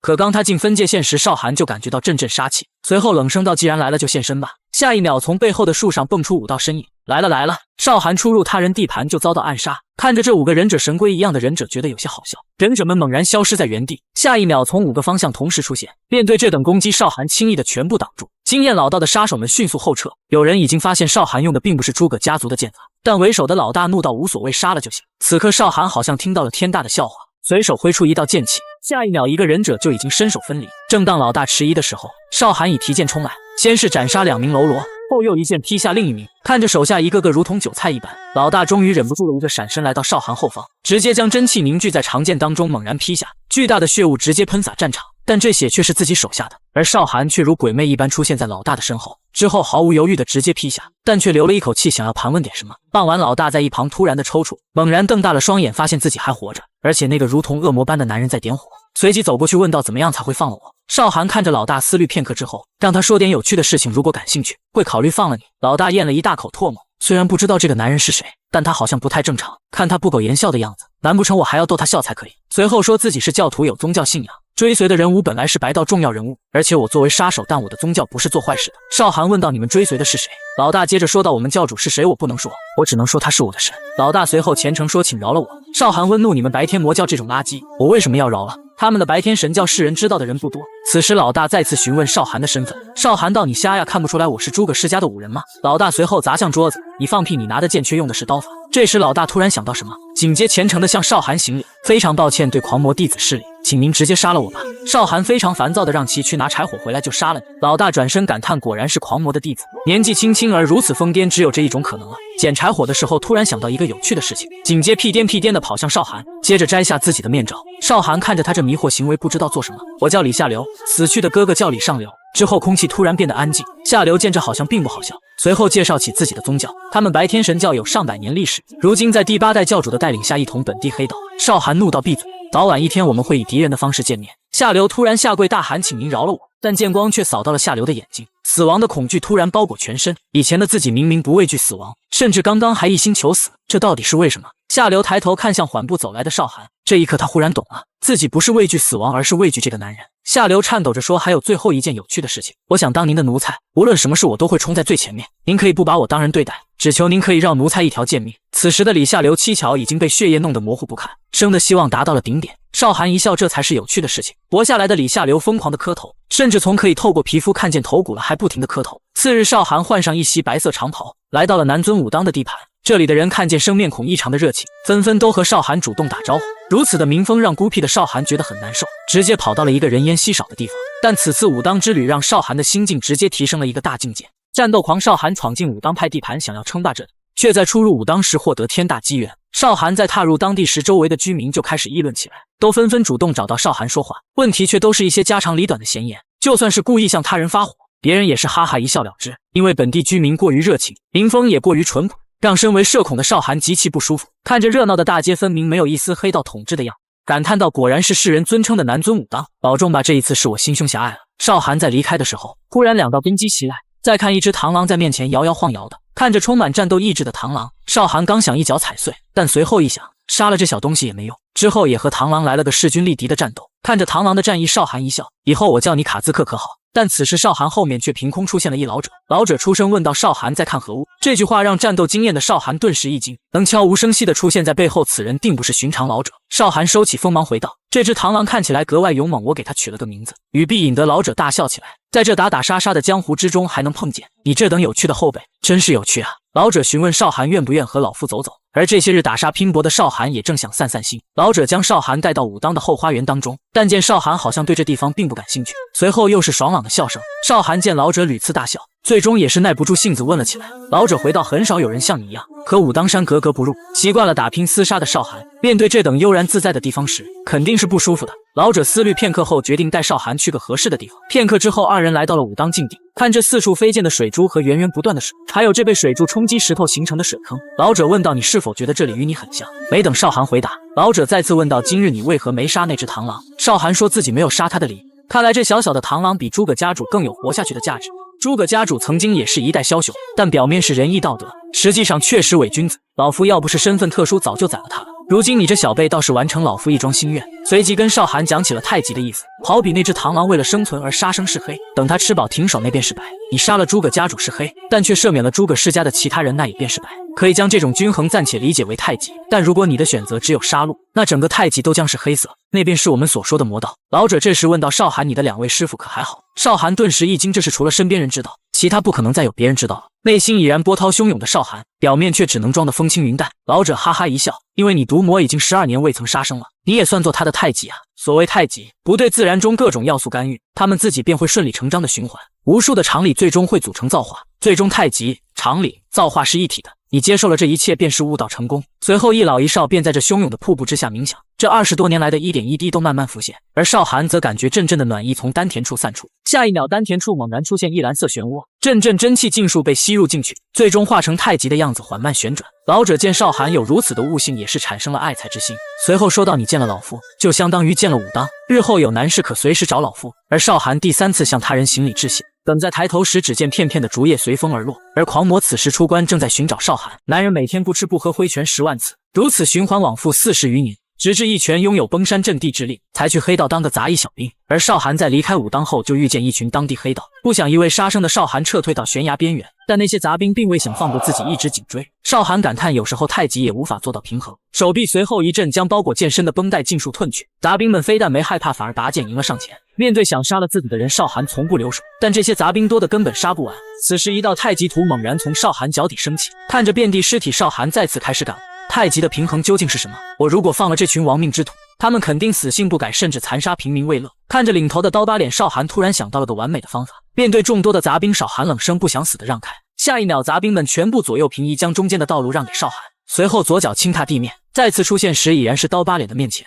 二人接着说了一些黑话，在得知刀疤脸是一个帮派领主时便起了杀心，但刀疤脸拿起长枪想着先下手为强，巨大的力道使得挥出的长枪弯曲，只听巨大的碰撞声响彻山间，而少寒却死死地抓住了袭来的长枪。少寒猛然释放内力，身后的内力将长枪烧得通红，随后一股烤肉的味道飘出，受不了炙烤的刀疤脸只能倒飞出去。少寒闪身抓住刀疤脸，结结实实的一拳直接打到吐血，没等反应，少寒再次挥出一拳，可就是这样，刀疤也不供出是谁派来的。少寒见此人留着也是没用，只好左手冲着心脏猛然发力，刀疤瞬间失去活力，瘫软在地，接着像丢垃圾一般扔了出去。众杂兵视为神的老大就这样被秒杀了。接着众人都不敢说话的看向少寒，只见少寒坐到代表老大的王座，冷言：带我去山阳找狂魔。所有人随着少寒开始出发，但只有一人停留在刀疤旁边，感叹少寒真的不一般，不愧是毒魔和一仙的传人。夜晚，少寒将白玉扇打开，随后阵阵毒烟在周围泛起，仅仅10秒之余就将周围的杂兵全部毒翻，接着将倒地的杂兵全部再次斩杀，防止有些装死之人。男人感叹少寒真是恶魔，一个人都不放过，全部补上一刀。只听少寒的步伐离自己越来越近，一道剑鸣声在耳边响起，下一秒男人仅用2指就抓住了少寒的剑刃，骂了一句少寒就是个丧心病狂的疯子，随后双腿猛然发力，直接倒飞出去，接着左手凝聚真气，一道凌冽的破空声响起，而少寒同样挥出一掌，2掌对撞的瞬间烟雾四起，但少寒率先倒飞出去，直接径直的砸向马车，而男人这边确实稳稳落地。男人看着少寒戏谑道：开个8门跟你玩啊！下一秒男人的肌肉暴涨，坚硬的肌肉将衣物全部崩坏，随后如同拳魔降临一般，而少寒瘫坐在破烂马车上一动不动。男人无奈道：陈班主，你这是做甚？少寒咳嗽几声之后艰难起身，但随后男人看向少寒的眼神都变了，只见清秀的脸下却是遍布战斗痕迹的身体，这一点让男人瞬间激动，真的是赏心悦目。少寒被这恶心的眼神弄得厌烦，将残余的衣物扯下后询问：你就是狂魔吧？男人也大方承认，随后笑道：你是不是应该叫我一声前辈呢？但下一秒毫无征兆地挥出一拳，凶猛的一掌再次将少寒打飞出去。狂魔狞笑道：真是不知礼数的家伙。刚硬的掌风把少寒弄得不知所措，拳脚不敌，但他还有师父赠的宝器。随后双月刀交叉斩下，一道强横的刀气肆虐着空气袭来。狂魔一笑，将丹田的真气缓缓凝聚在手中，双手向中间同时挤压，真气忽然幻化成紫色闪电，在狂魔手中作响。在刀气袭来前3秒，直接朝着刀气丢了出去，二者发生剧烈的爆炸。少寒展开烟雾从当中跳出，速度之快，分秒之间就砍出数刀，没给喘息机会，少寒再次起跳，无数的刀气混合着毒雾纷纷向着狂魔席卷，而狂魔大吸一口空气，猛然暴喝出来。只见少寒的刀气全部反弹回来，少寒心知不妙，只好迅速逃离战场。狂魔让少寒别藏了，能打败妖魔和色魔绝不是这等水平。少寒一阵无语，刚才那一击是毒魔师傅亲传的绝学，但却被狂魔轻易抵挡。心想这狂魔就是个笨重的战士，只要通过速度消耗他的体力。这时狂魔的声音突然打断了少寒的思考。少寒怒问：你刚才说什么？狂魔见笑着：不就是叫你梦吗？为何如此惊讶？少寒眼神一冷，问道：你怎么知道？看来你的那2个师傅总算是有所造诣。少寒再次逼问：什么造诣？完了，4大恶人中唯一的双开门狂魔现身，没有任何武器，只靠一双拳头就将少寒揍得倒地不起，还说起少寒小名梦儿的来历。原来毒魔一先想试验出人体的极限，所以一个疯了一般的毒害试验品，一个玩命的将其救活。2人想看看这样长久以来会不会变成不死之身，并给此次实验取名为不死如梦。其实少寒都知道师傅们的良苦用心，但是这名字却是第一次听说。双开门的狂魔根本不信世上会有不死之身，甚至觉得非常可笑。随后将气汇聚到手掌，今天他就要试试这个不死之身是怎么不死法。下一秒身形如电一般挥出一掌，但以速度灵活为主的少寒怎会被轻易命中？狂魔接下来的几次攻击都被少寒背手躲过。少寒轻蔑的一笑，狂魔前辈要是凭这种速度可是不行啊，还是说你没发力呢？狂魔第一次遇见这种对手，凌厉的杀气瞬间外放，一息之间狂魔已来到少寒面前，这等速度也是让少寒惊叹。此次的力道和速度和刚才完全是2个境界。现在的狂魔笑得有些许疯癫，一拳抡下刺骨的寒意，逼得少寒是满头大汗。狂魔招式变幻莫测，直接从拳变成掌，就以为要锁到少寒脖子的时候，少寒一个后撤，随后拔刀冲出，但肉体和刀碰撞居然发生了爆炸。此次对碰，少寒明显感觉到肩膀被震得生疼，狂魔眉头紧皱，时刻寻找下次攻击的机会，但少寒率先找到机会，迅速挥出一掌。只是少寒的此次攻击状态有些奇怪，哐的一声，这次结结实实的命中狂魔心脏部位。以肉体成圣为名的狂魔，却是被这次攻击弄得倒飞出去。少寒抖了抖手腕，感叹狂魔这身肉没败练还是很结实。无尽的杀意、恨意、战意从狂魔体内喷涌而出，随后暴喝一声开脚。只有2只手的狂魔，但此时的攻击如同万手一般。少寒规避攻击的同时，想到了非常毒的方法。4大恶人第一的狂魔前辈，你这张脸实在普通，若是想用这张脸在江湖上混点威名，即便是我也会封我的。不是我瞧不起你，你这张脸在我公司掏厕所我都不会要你。算了，我还是不打击你了。你妈！狂魔骂得很难听，现在他只想杀了少寒。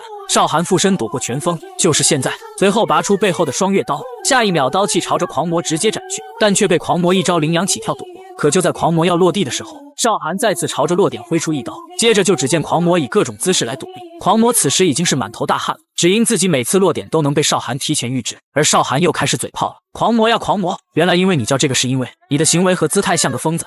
下一秒一声厉喝声响起，少寒啊，你若是能见好就收，我还能饶你一命，可你如此嚣张，今天我要撕烂你的嘴。少寒笑道，你顶着如此一般的脸，即便是威胁我都觉得可笑。气急败坏的狂魔已经不想陪少寒玩下去了，下一秒将自己的脸皮撕了下来，之后将假发和脸皮全部丢到地上。狂魔怒道，让你看看老子真正的样子。而少寒却说，原来你长得就像那特朗德尔一样。狂魔心底防线彻底崩溃，大骂着要把少寒碎尸万段。少寒第一次面对4大恶人中的狂魔，不靠武力就将狂魔吓得失神。只见少寒被朝狂魔在摸索数十分钟，2秒半之后一阵舒爽遍布，随即抖了抖身子。而狂魔此时却惊呆了，看着地上的阵阵热气，狂魔瞬间暴怒，就连头发全都竖了起来。下一秒双目通红，阵阵是杀气随后漂浮而出，随后说着，我不仅要杀了你，还要杀了你那群该死的手下。少寒噗呲一笑，江湖上闻风丧胆的狂魔，居然恬不知耻的要杀一些实力微不足道的小辈，你简直是不要脸了。面子狂魔被说得一阵头疼，毕竟自己怎么也算是恶人的前辈，这么乱杀小辈确实有损面子。少寒补充道，妖魔色魔都命丧长安，要是前辈随去长安，那我自是欢迎，但以你这笨重的轻功，毕竟是我先到，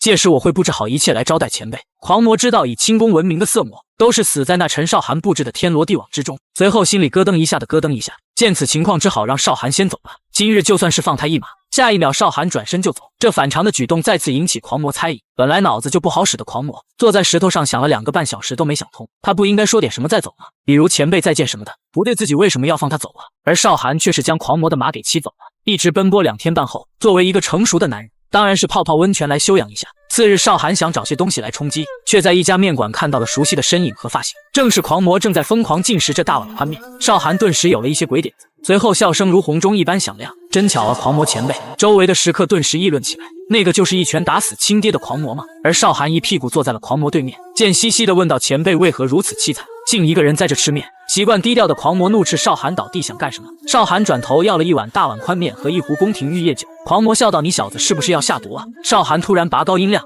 前辈身为四大恶人之首，为何如此小心翼翼啊？”周围的食客瞬间四散而逃。仅仅2秒半后，周围没有一人。狂魔骂了一声，准备秃噜一口宽面，但少寒突然哐哐地拍桌子，怒道：“干什么呢？怎么还不上饭？”再看狂魔已经被面汤弄得满脸都是。狂魔擦掉脸上的面汤，让少寒一会多吃点，吃完好较量一下。少寒猛砸桌子：“好，就按前辈所说。”巨大的力道将面碗激起，刚擦完面汤，现在又来，就连面条都挂在了衣服上。小二颤抖着给少寒上好了餐食后迅速跑走。少寒随后秃噜起面条，嘴里嚼着东西，还不忘给自己添杯酒水。狂魔感叹：“年轻就是好，自己明明刚到不久，这小子居然沐浴更衣，甚至还睡了一觉。”少寒酒杯一砸：“前辈莫要盯着我看了，看到你的脸我都要反胃了。”忍了好久的狂魔终于不忍了，下一秒直接挥出一掌，周围的桌椅全被真气击飞出去。等烟雾散去，只见狂魔的手掌出现2个血洞。打起来了，打起来了！少寒终于和狂魔正面战斗，但少寒这个老六却叫来100多人和狂魔决战，还给了狂魔2个选择：一是你打我们100个人，二是我们100人单挑你一个人。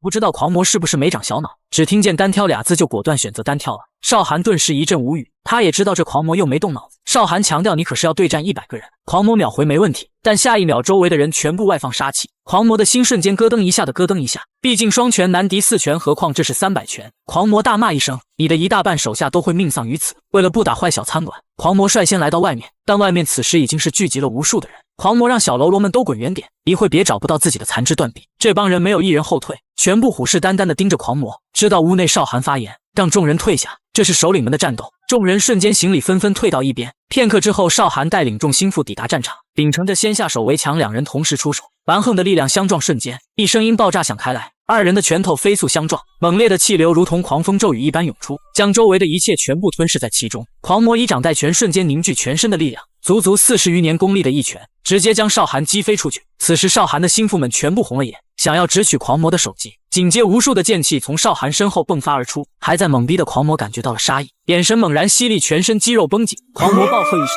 雄厚而狂暴的拳速铺天盖地般朝着面前打去，但少寒却凭空出现在狂魔面前，双刀同时斩下，却被狂魔空手抓住。但后方紧急传出一道破空声，此时长鞭紧紧地锁死住脖子。此时狂魔要一边面对少寒，还要抵抗住女人是长鞭，女人的力气之大，直接将狂魔勒得青筋暴起。下一秒，狂魔凭空消失，这一幕将2人吓得瞪大了眼球。只见狂魔一招羚羊起跳，双腿接着猛然发力，将少寒踹飞出去，随后又拽住长鞭，左臂瞬间发力往后拽去，巨大的力道直接将女人拽向怀里。狂魔手腕一翻，一股萧瑟之力在掌中出现，快死的女人却死死抓住自己的武器不肯松手。但下一秒，一道红光从下方袭来，长鞭瞬间被斩断，2人也失去重心。等狂魔向下看去，只见正在坠地少寒再次挥出2道剑气，他们是同父异母的双胞胎，生活习性却是云泥之别，一个是位于4大恶人的毒魔，另一个却是救济天下的医仙。2人为了看是一胜一筹，还是毒功更高一层，便都将看家本领传授给一男童。而男童在长大成人并学会2老的本领后，立马除掉4大恶人中的妖魔和色魔，如今又和恶人之首的狂魔大攻正面对上，并伤到了狂魔。但他知道，要是狂魔殊死反扑一口，自己可能会有意外发生，于是便将狂魔出现的消息散播出去。正在逃跑的狂魔身边突现几声爆炸，但接下来的一幕却是狠狠地震惊到了他。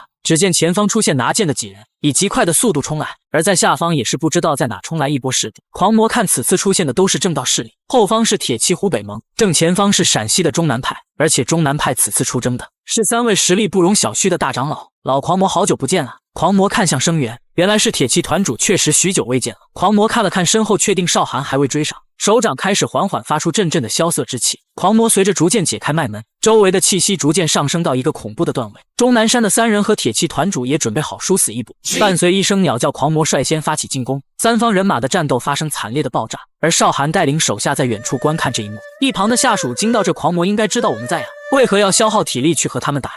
少寒冷声，或许他就是想要让我们看看他的实力。3方人马一直打到暮色已经模糊起来，整个天空不知是晚霞还是血色，周围的建筑也残破不堪，遍地横尸和损坏的兵器，而在中间却还有一人伫立在那。此时的狂魔身体被长剑刺入，满身的血洞随着呼吸往外流血。钟南山的3位大长老已然失去生机，只剩下铁骑团长靠在一边艰难的喘息。狂魔嘶吼着喊道：“铁骑团主，铁骑啊，看你的表情，似乎没想到事情会发展到这个境地啊！”此时的铁骑团主有些惭愧，毕竟将近50人骑兵团和3位顶尖高手全被斩杀。狂魔灿然一笑：“你我2人相识40余年，我什么实力你还不知道吗？”团主无奈地说道：“杀了我吧。”可狂魔却反驳道：“杀不杀你由我决定。”团主大惊，他不知狂魔什么意思，但此时狂魔却远离而去。团主大喊：“王二蛋，你要做什么呀？我让你杀了我！”狂魔心有不悦，这该死的哥哥又叫自己小名。团主艰难地用剑撑起身子：“可恶的王二蛋，你若不杀我，就给我站住！”狂魔未做停留，而是留下一句：“白天魔教要开始行动了，好好准备一下怎么对真正的敌人吧。”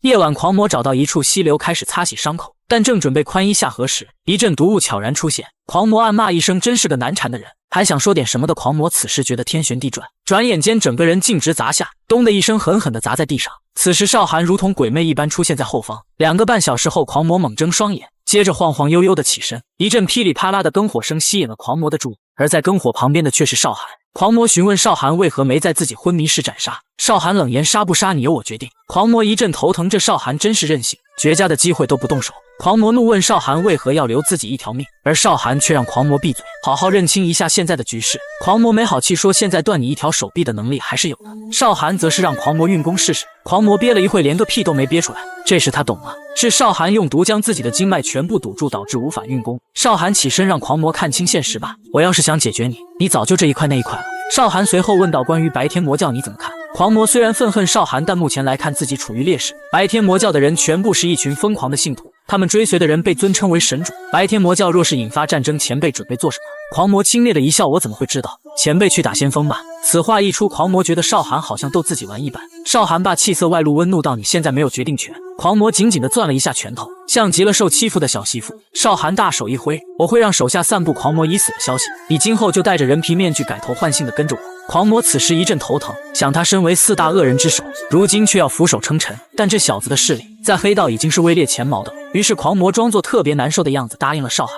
少寒对着屏幕前的你龇牙一笑：“劳烦少侠给狂魔小辈取个新名字了。”他本是桀骜不驯的4大恶人之首狂魔，苦练体术80余年，直至一拳拥有开天裂地之能。为了让自己无牵无挂，甚至一拳打死父母，而如今却心甘情愿地追随少寒，甚至不惜改头换面，隐姓埋名。少寒让狂魔先去餐馆打杂，可刚进门就被正在擦杯子的店长刁难。店长让狂魔有点眼力，竟没看见凳子都很乱吗？狂魔心想：你要不是少寒的心腹，老子早就一拳把你这破店砸了。可店长却不知道好歹的怒道：“你是哑巴吗？”随后卷起衣袖要让狂魔看看自己的大肌肉，但店长的纹身引起了狂魔的好奇：“你是想说天山天下唯我独尊吗？”店长哟呵一声：“原来你这个丑蛋会说话。”之后将麻布丢在狂魔眼前，让其把桌子全部擦出来。狂魔追问：“你是被贬过来的？”听到被贬，店长瞬间暴怒，之后做出抠你几瓦的动作，但只在狂魔的眼前晃了晃，表面是暂且饶了狂魔这一次，但心里却想着这丑蛋怎么眼睛都不眨。这时门打开，进来一人，传承班主口谕，让你到温泉一聚。少寒将温泉改成了可以加快伤口愈合的药浴。此时一双狱卒轻点水面试了试水温。少寒询问狂魔的伤势怎么样了，狂魔大笑一声：“早就愈合了，但是你小子胆子挺大，不怕老子好了后直接灭了你吗？”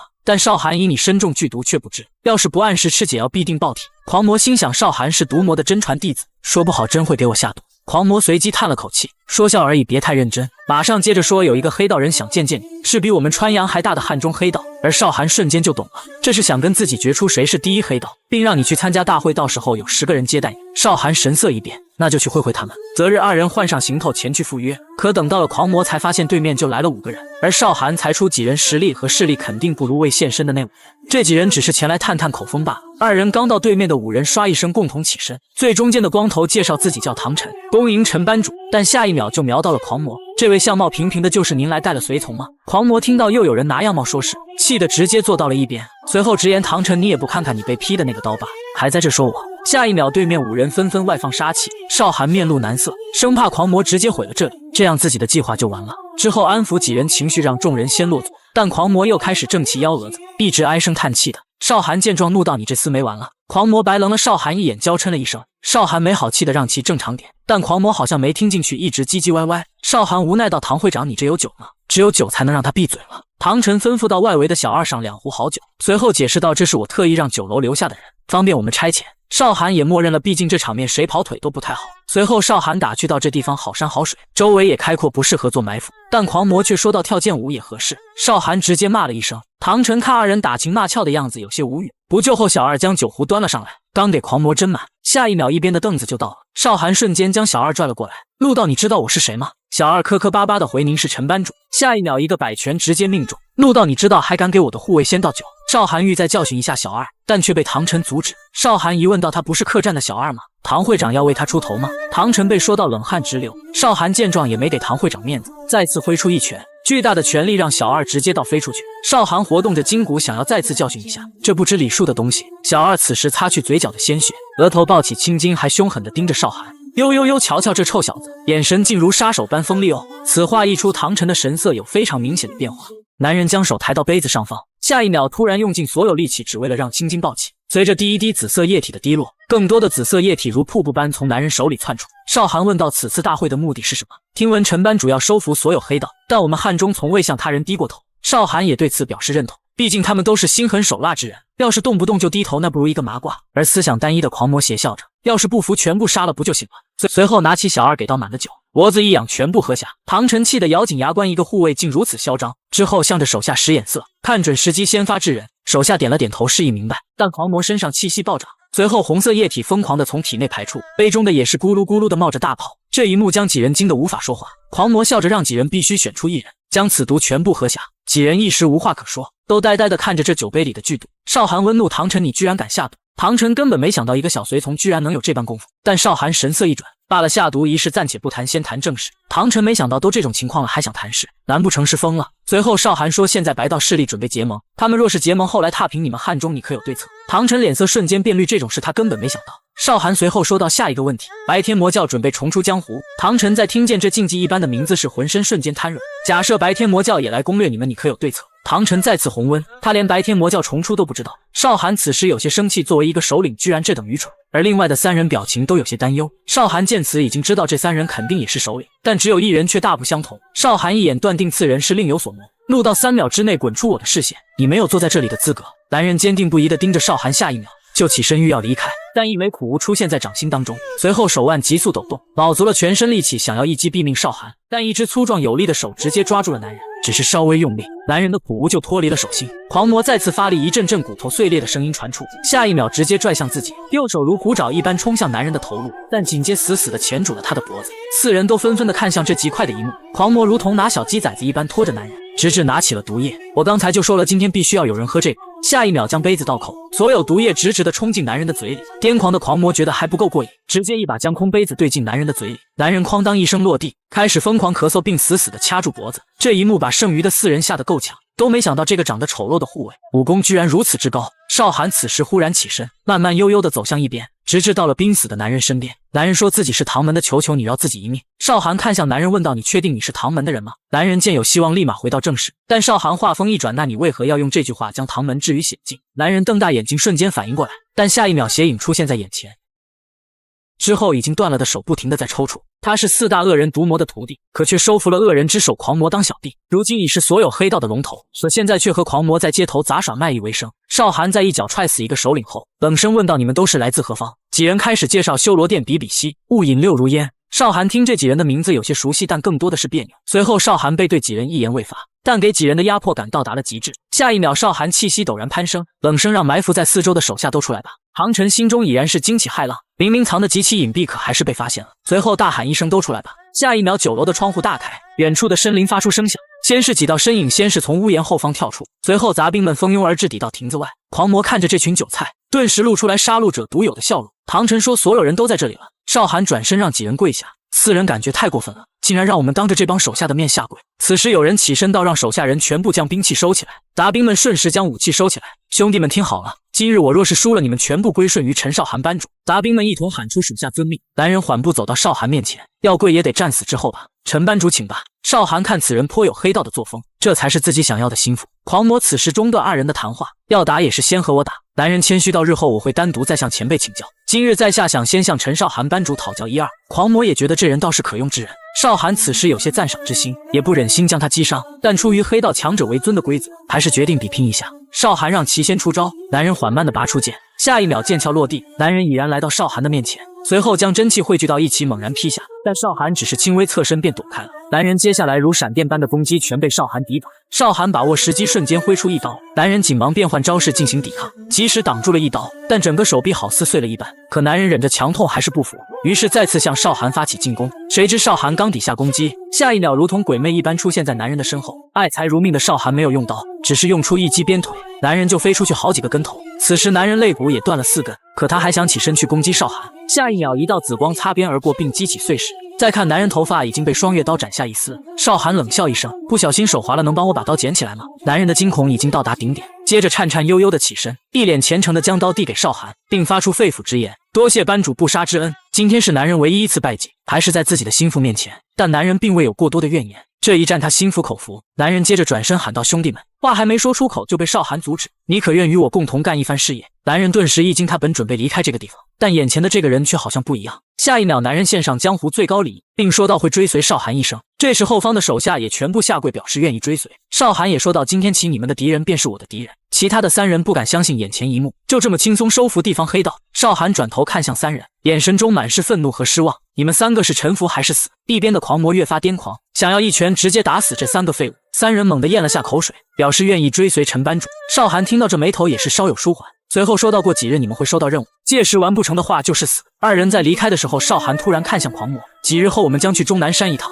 狂魔听到终南山瞬间就懂了，这是要攻打终南派了。少寒没好气的白了一眼：你以为终南派是小武馆啊？就我们2个人怎么可能去攻打？狂魔此时压根痒痒，你不去打你去干嘛？少寒让狂魔买几把刀，再整点人皮面具的材料，衣裳和名字都要换掉，到时候我叫流浪舞者梦月。狂魔激动地说：我呢，你叫狂月吧。狂魔暗自一笑，做梦的月亮和疯狂的月亮我喜欢。几日后，2人改头换面的到了终南派的地盘，并在当地支起摊子准备卖艺。之后掏出个金丝檀木的棍子，为了保真使劲的往地上砸都未断，下一秒就抄起棍子冲向狂魔。这意料之外的事情吓得狂魔瞪大了双眼。他是征服所有黑道的王者，功力和智谋都是顶尖的存在，但是他在所有白道的眼里就是个残虐的恶魔，也是整个白道公认要斩杀的敌人。可如今他却只带1人来到白道第一终南派的地盘，为了不必要的麻烦，2人戴上人皮面具，还扭动喉结让自己改变声音。2人来到最繁华的小广场，将专门准备好的秘密武器箱卸下，并在里面开始翻找起来。几颗苹果同时飞上天际，随着聚集的平民越多，少寒让狂魔再丢一个出来。狂魔长这么大第一次跟哄小孩一样，被丢出来的苹果稳稳地停在剑身上，随后猛一使劲将苹果抬飞，接着又将其他下落的苹果也纷纷抬起。在所有苹果统一平行的时候，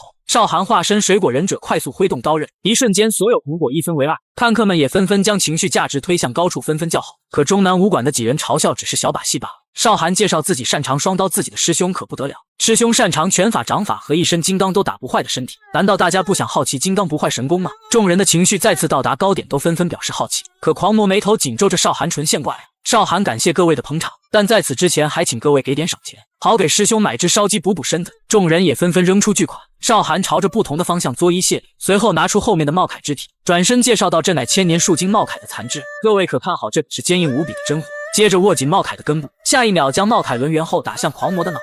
狂魔勉强躲过这突然的一击，嘴里骂骂咧咧道：你是疯子吗？众人被这一幕逗得大笑起来。少寒哈哈一笑，跟大家开个玩笑，自古以来这种杂耍一般都是砸肩膀而不是脑袋。狂魔咬牙凶狠地看着少寒这个疯批，但少寒却没好气地瞪了一眼狂魔，让其速度准备好。狂魔暗骂一声，便摆好了架势。少寒在远方说道：数到3我就会上，师兄你准备好。狂魔开始缓慢运气抵抗，3，羽臂一闷棍直接劈下。还没运好气的狂魔脸色瞬变，而茂铠的残肢再次变成残肢。少寒大喊金刚不坏神功，但狂魔此时却想撕烂这个老六。有董哥说到木头肯定是事先锯断，少寒拿了根新茂铠指着董哥：你敢试试这根假的吗？董哥想到自己乃中南派弟子，谅他这毛头小子也不敢怎样，但是为了门派影响，还是拒绝了少寒，随即带人准备离开。少寒讽刺到：中南派弟子也就一般呀。董哥瞬间来气了，一个卖艺的小丑竟敢如此猖狂，羽臂直接将黑道龙头的少寒踹飞，本应该反杀的少寒却重重砸到地上，随后滴滴血液落下。董哥这才觉得有些偏头痛，而受了一脚的少寒却好像没事人一样，之后解释到自己太慌张了，乱挥了几下，但狂魔早已看出他就是故意被踢，然后用木棍回击，现在装这样子我都想动手了。董哥的小弟们一窝蜂的围了上来，嘘寒问暖。董哥拔出长剑，以终南山第380代外门弟子大师兄身份向少寒宣战。3日后来终南山武馆决战。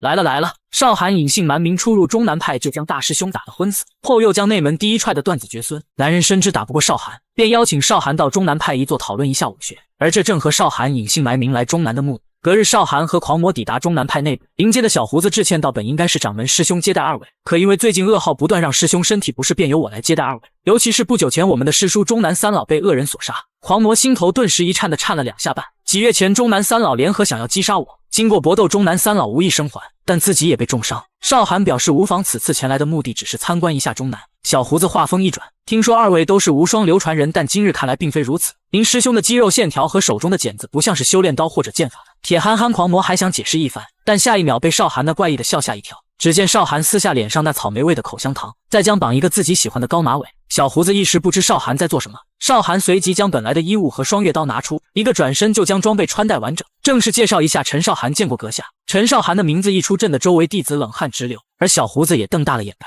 憨批狂魔也没想到这货竟敢在这亮出身份，这可是嫉恶如仇的中南派啊！小胡子冷言：“你就是杀了妖魔和色魔的黑道中人陈少寒。”少寒大方承认。小胡子侧身看向狂魔：“若你是陈少寒，那这位是谁？”狂魔不知道这个疯子要怎么介绍自己，难不成要连我的真实身份暴露？只听少寒说道：“次日乃弦月盟顶尖高手，同时也是左护法。”小胡子已经猜到狂魔是个高手，可这弦月盟我倒是第一次听说。少寒道：“如果中南派掌门现身，我自会向他说明。”此时一道威严的声音响起：“有什么话你可以现在说了。”只见一浑身散发金光的长发男子出现在中间，接着一道充斥着威压的声音说道：“吾乃中南派现任掌门。”少寒听到此人这么装13，于是自己也说道：“吾乃陈少寒。”掌门连说3个好，接着便冷声道：“你这样不请自来有何目的？”接下来的一句话让在场人无一不惊。此次前来，我是来向中南派发起挑战的。这是掌门自从中南三老死后第一次细细询问少寒在中南山下安排了多少人手，而少寒却说就我们2人。中南派弟子都觉得果然是粗鄙的黑道。狂魔顿时红温，这少寒简直憨批，居然全招了。掌门明显是不信，接着问道：“你为何要如此？”少寒前进几步，此时的你们应该是在鄙视我，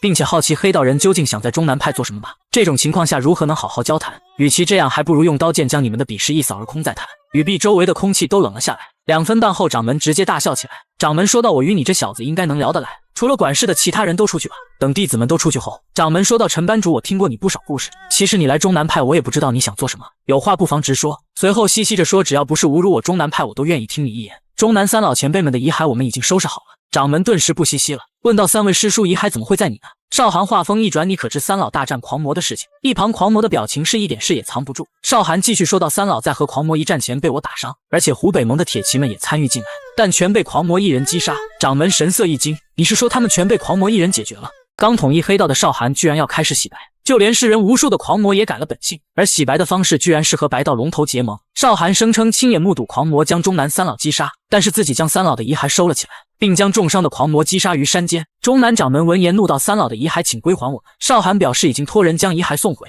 现在可能快到了。随后便露出特别沉痛的表情，说道：“要是自己出生那样，白道高手们可能也不会白白牺牲。”掌门叹息：“以三老他们的性子，断然不会接受黑道的帮助。”掌门紧接问道：“少寒是怎么击杀狂魔的？”狂魔一己之力击败中南三老已然是重伤，而我找到狂魔时已经快断气了，这一切只能归功于中南三老。掌门没想到少寒竟如此贬低自己，将此事归功于师叔们，随后代表整个中南派欠少寒一个人情。掌门再次问道：“此次转交师叔们遗骸应该不是你的目的吧？”少寒一笑：“我想成立弦月盟，以后陕西黑道由我来统治。”掌门顿时一惊：“你说的统治是什么意思？”“我已接手川阳、长安、汉中、石川、瑞和的黑道，并命名为弦月盟。我刚才提起的地方，掌门可听有黑道势力作恶？”掌门沉思片刻，他还以为是中南的威慑力弄得天下太平。随后少寒强调到：“弦月盟不是作恶的黑道帮派，而是按我意思行事的组织。”中南掌门对此抱有怀疑的态度，他从未见一个黑道想洗白的。少寒强调，若是中南派不对弦月盟抱有偏见，那么日后当中南派遭遇危机，弦月盟将不惜全盟之力前来支援。掌门震惊的一时语塞，看着眼前意气风发的少年，或许他真能改变整个江湖。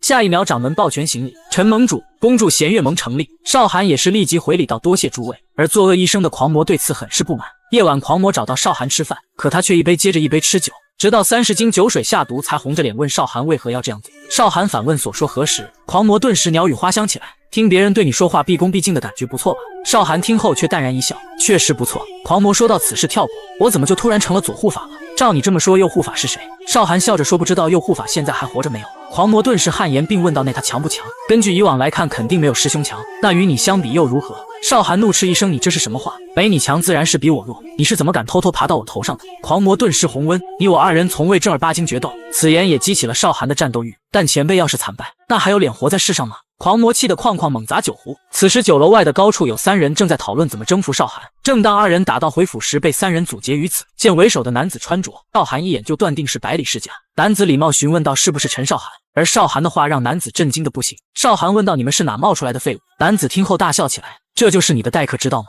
陈少寒，与我共饮一杯吧。”少寒却让男子跪下，用请求的语气来说。男子上前几步，哗啦一下的将披风抖开，做出屈膝的动作。这一幕可把随从吓得不轻，可男子却突然停下了动作，转头笑道：“被骗了吧？”顿时大笑起来。狂魔感叹这年头怎么这么多疯子。男子听到了狂魔的捣鼓，直言：“陈少寒他是谁？我能宰了吗？”狂魔瞬间大笑起来，这辈子没见过这么狂的后辈。男子问向手下：“这种情况一般怎么办呢？”公子别再营造氛围了，直接把他们打个半死，然后再带回去问话就好了。唰必男子身形闪电，迅速抵达少寒面前。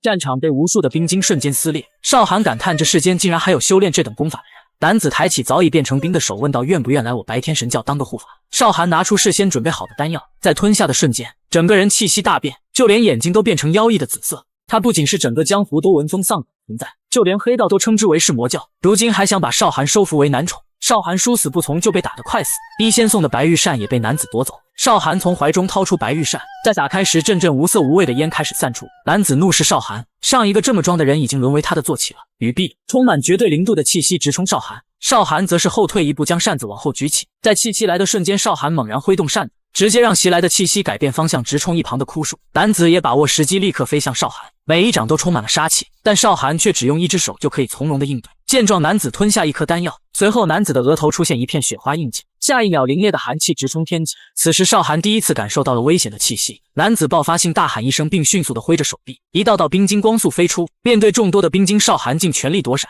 但有一道冰晶从意想不到的地方攻向少寒，一息之间，少寒的半个臂膀就冰晶覆盖，皮肤也逐渐变硬。男子感叹：“你是第一个让我使出绝对冷感的人，你很强，但是现在结束了。”下一秒，砰的一声，冰晶爆开。男子不可置信地看着少寒，眨眼的功夫，少寒就已闪现到面前，并主动进攻。但由于男子的冰攻，少寒的身法和攻击速度也变得稍微慢些，以至于每次攻击全被男子躲开。而这就是白天神教冰攻之强的地方。果不其然的，这次攻击再次命中少寒。男子开始运起极寒的冰球，缓慢从手中出现。少寒大开白玉扇，想要抵抗此次攻击。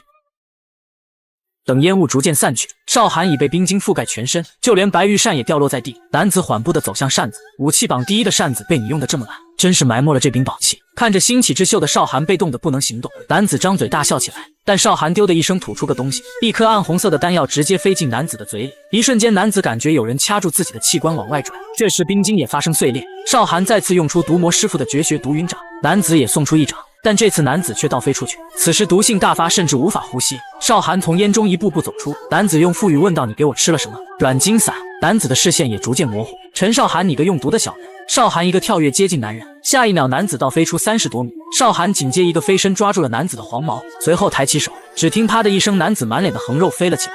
少寒又紧接扇了3巴掌，男子血肉模糊的求道：“别打了！”但下一秒男子直接吐出一口鲜血，脸也肿起来了。少寒也没有停下来的意思。男子此时拉拢的脑袋已经说不出话。少寒将男子扔在地上，并掏出双月弯刀。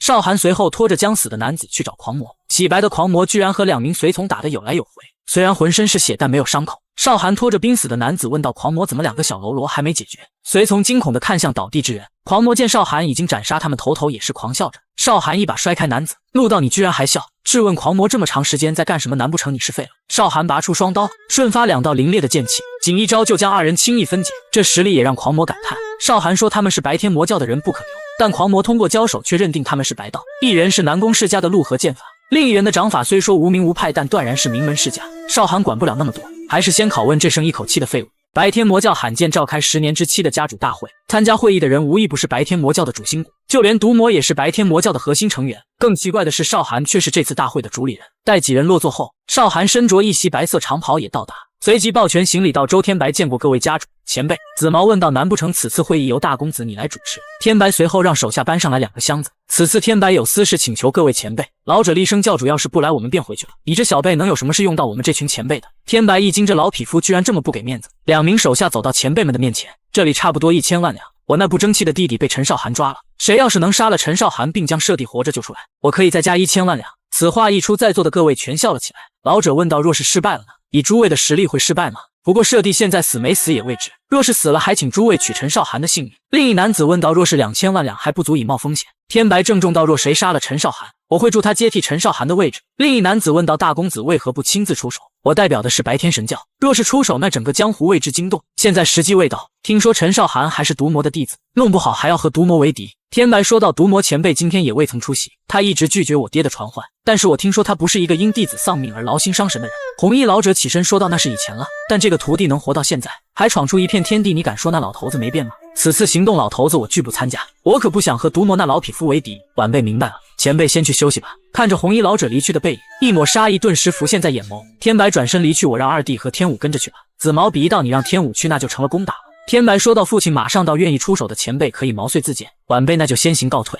此时木门自动打开，待看清来人后，让天白震惊。来人是现在唯一的恶人毒魔。天白行礼道：见过毒魔前辈，而毒魔却没有离他直接落座，还坐在代表主位的座位上。毒魔这才看向天白，许久未见，你倒是长大不少。天白温怒道：前辈的弟子也成长不少。毒魔咧嘴一笑，为何突然提起老夫的爱徒？一个爱徒就表明了毒魔向着谁，这让在场的各位都产生退意。但天白却起身直言：前辈您的弟子扣押了我三弟。狂魔顿时喜笑颜开，你三弟做神妖事了，会被我徒儿扣押？前辈您确定让我说出来吗？狂魔气息陡然一变，面对这脾气古怪的毒魔，天白一点没办法，只好说道：那小子本来想去陕西解决些事情，然后就被抓了。听到此话，狂魔顿时大笑起来，需要我传话让我徒儿放人吗？那小子固执得很，不知道会不会听我的。天白知道这是毒魔玩弄自己，气得牙根痒痒，随后说到：待家父来的时候，还请您想好立场。而毒魔却比一道：赶紧把你爹叫出来，你和老夫说不上话。此时的天白心里不光想着杀了少涵，还想着怎么把这老匹夫弄死。毒魔以为此次会议尤为重要才来的，如今看来只是个毛头小子在这耍嘴皮子。听到自己还被当成小孩，气得天白整个牙根都在发抖。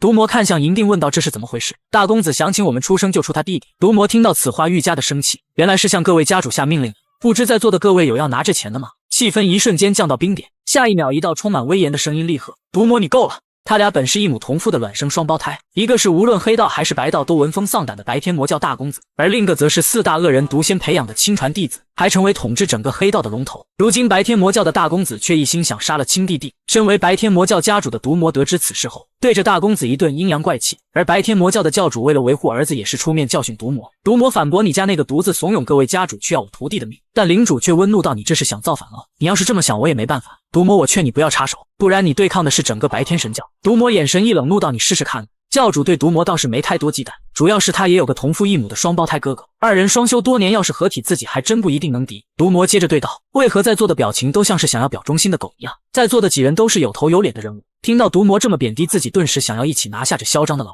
大公子。找到闭关70余年的二弟，并说到三弟被陈少涵扣押，现在是死是活无法确定，而且还说到我们的白天神教是魔教。男子听到此话瞬间不满，说着就要去杀了少涵，但却被大公子阻止。少涵的师傅是毒魔和一仙，这二人极爱护犊子，你若是可以先除掉毒魔最稳妥。哥哥，你是让我杀是仅存的恶人，同时也是家主的毒魔，凶残成性，没有丝毫人性的毒魔，放手去做吧，父亲不会反对。华山派山脚下的一个小屋子内传出异样的声音，此屋名为忏悔洞，历年关押一人，而洞内的男人张着大嘴，只等爬上屋檐的蜘蛛掉到嘴里。是屋门突然被踹开，男人轻蔑地看向来人，看到来人是华山派第一代大弟子，男人高兴的瞬间起身，问道：我是不是终于被逐出师门了？大弟子无奈道：大师兄，你这辈子是逃不了华山了，这是师祖让我给您的衣服。男子问道：为何让我出关？我每日以昆虫为食，露水解渴，快乐得很。师兄你有所不知，白天魔教重出江湖，第一步就是攻占长安，中南派的掌门也派弟子火速前往长安，师祖让您亲自带队前去支援呢。男子暗自骂了一声，总是有麻烦事才让我出面，这次我不可能会去。随后直接躺倒了床上。师弟问道：之前您不是说认识川阳黑道的首领吗？川阳和长安远了去了，我只是认识川阳的罢了。白天魔教进攻长安的原因就是那个人。这一下激起了大师兄的好奇心，便决定此次他亲自带兵出征，随后让齐先出去自己洗漱一番，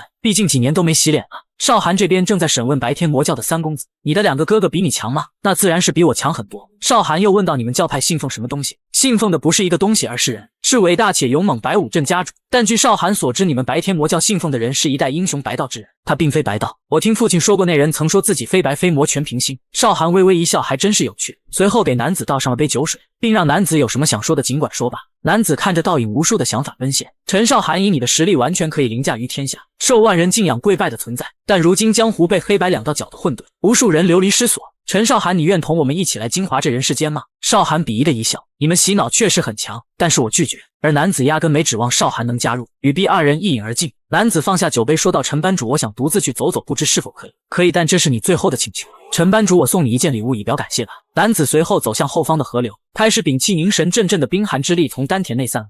就连头发都逐渐发白。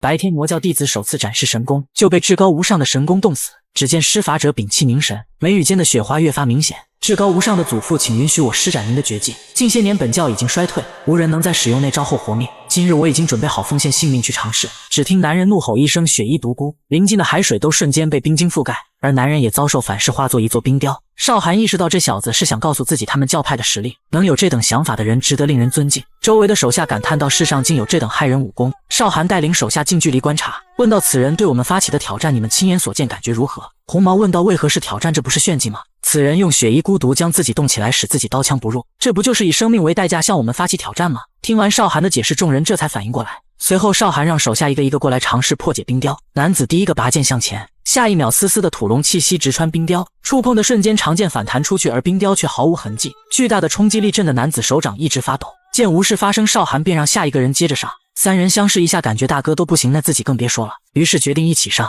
只见一阵的刀光剑影后，三人全部累得不行，还有的被反弹震伤，可冰雕还是未受丝毫伤害。少寒让诸位无需紧张，自己也应该无法成功。倘若我堂堂正正应战的话，我自然会失败，但我可不是什么正人君子。随后少寒打开用玉打造的小瓶，一滴紫红色药水滴下的瞬间，被冰雕发出滋滋的声音。少寒抽刀猛然斩下，下一秒一整个手臂掉落。少寒让手下装好这东西后离开就行。白天魔教的教主正告知天白，无需削弱黑道的兵力，只要陈少寒屈服于我们就行。父亲您既然这样打算，就不应该轻易的放毒魔走，届时他必定会帮他徒弟。教主怒视一眼儿子，在你眼中8天家主都是笑话吗？天白子低头说道，并非如此。毒魔的名声在江湖上已流传许久，而这名声多为恶名，就连我都不知道他的底牌是什么。要是断然行事，或许会酿成祸端。况且刚才来的并非毒魔，而是伪装成毒魔的一仙。天白心头顿时一颤，一仙传闻是可以令人起死回生的白道至尊，一生都在执着行医救人，没人知道一仙真正的实力，但毒魔却独怕他一人。天白问道，一仙为何要这样做？一仙的轻功是举世无双，所以才会伪装成毒魔，而真毒魔肯定在暗中等着他。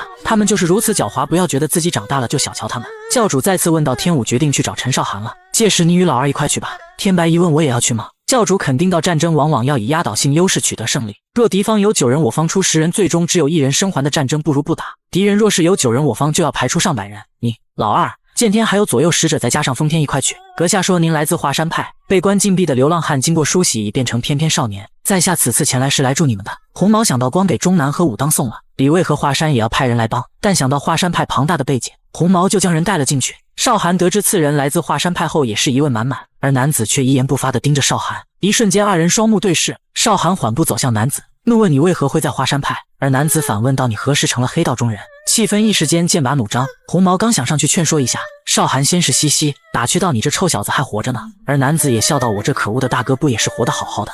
少寒问道，你现在姓什么了？还是和从前一样陈十月？大哥小时候在弦乐班赠予我的姓名。2人随即打趣了一会，但十月语气一转，大哥你是疯了吗？少寒满脸疑问，此话怎讲？少寒少时的一句话让当时的玩伴成长为大宗师，但如今大宗师却大骂少寒，而少寒却满脸疑问，当年不是你说在陕西这片地界属华山派为首，还有你当时让我们在扔花瓣，你在挥刀起舞。少寒嘻嘻一笑，当时我只知道华山这一个门派，宗师怒对你当时还知道魔教和武当，你成天让我们扮演魔教，你扮演帅气的华山，我们还得给你撒花瓣，不然就挨打。少寒没想到小时候竟然这么霸道，看着现在的大宗师还是和孩时一样，少寒没憋住笑一抖一抖的，大宗师没忍住也和少寒大笑起来。当时你离开为何不去你一直歌颂的华山，而是加入了黑道？少寒叹气，此事他无法选择。下一秒少寒眼神一冷，郑重地说，十月你和华山派弟子都回去吧，我不想看到你们受伤。而十月则让少寒少逞能了，况且此次也是一个机会，或许能打破那面高墙。少寒一问，你说的墙莫非是那个？随后让十月盘腿打坐看看。十月一惊，在这打坐吗？少寒让手下派人再次附近列阵，不要让外人进来，列阵的兄弟也要背对这里。不一会，数十人已到了各自的站位。等十月打坐后，少寒说道，最近我在舍弃一些刀法，而十月也曾想过那样做会不会得到想要的答案，但华山派武功过于深奥，给我一种无论怎么修炼都看不到尽头的感觉，而且我并不完全理解和赞同华山的剑法，甚至有时回想前辈为何要留下这种招式。少寒说到现在，我说的话都是以黑道中人的身份讲的，你仔细考虑，带着戒心去听。我们与其他人不同，我们之前所学的是刀舞而非剑法，不过是拿着刀剑挥舞罢了，但是我们每天都为了表演拼命练习。如果说表演动作100个，而我们练习的动作就有1000个，当时我们就这样掌握了各种刀法和剑法，学成的每一个招式都有包含其意义的法则，而根据法则，我们所学的刀舞就是毫无意义的。江湖中人是不会在练剑前去学习刀舞，但刀舞可以说是毫无意义吗？十月瞬间睁大双眼，这正是他所苦恼的。少寒继续说道，在他熟悉的刀法之中，没有一个能超出刀舞庞大的动作范畴，而剑法也是一样。问题是不在于是剑法好还是刀舞更好，而是让那毫无意义的东西在遇到法则后成为有意义的东西。因此与他人相比，我们在习武前准备的更加完美。十月若有所思地思考少寒的每一句话。少寒继续说道，若你觉得此招效率低，那这个招式就是低，不要钻牛角尖。十月我们要正视自己，不要一味地否认自己。十月茅塞顿开，历年他一直认为华山就是对的，原来实情并非如此。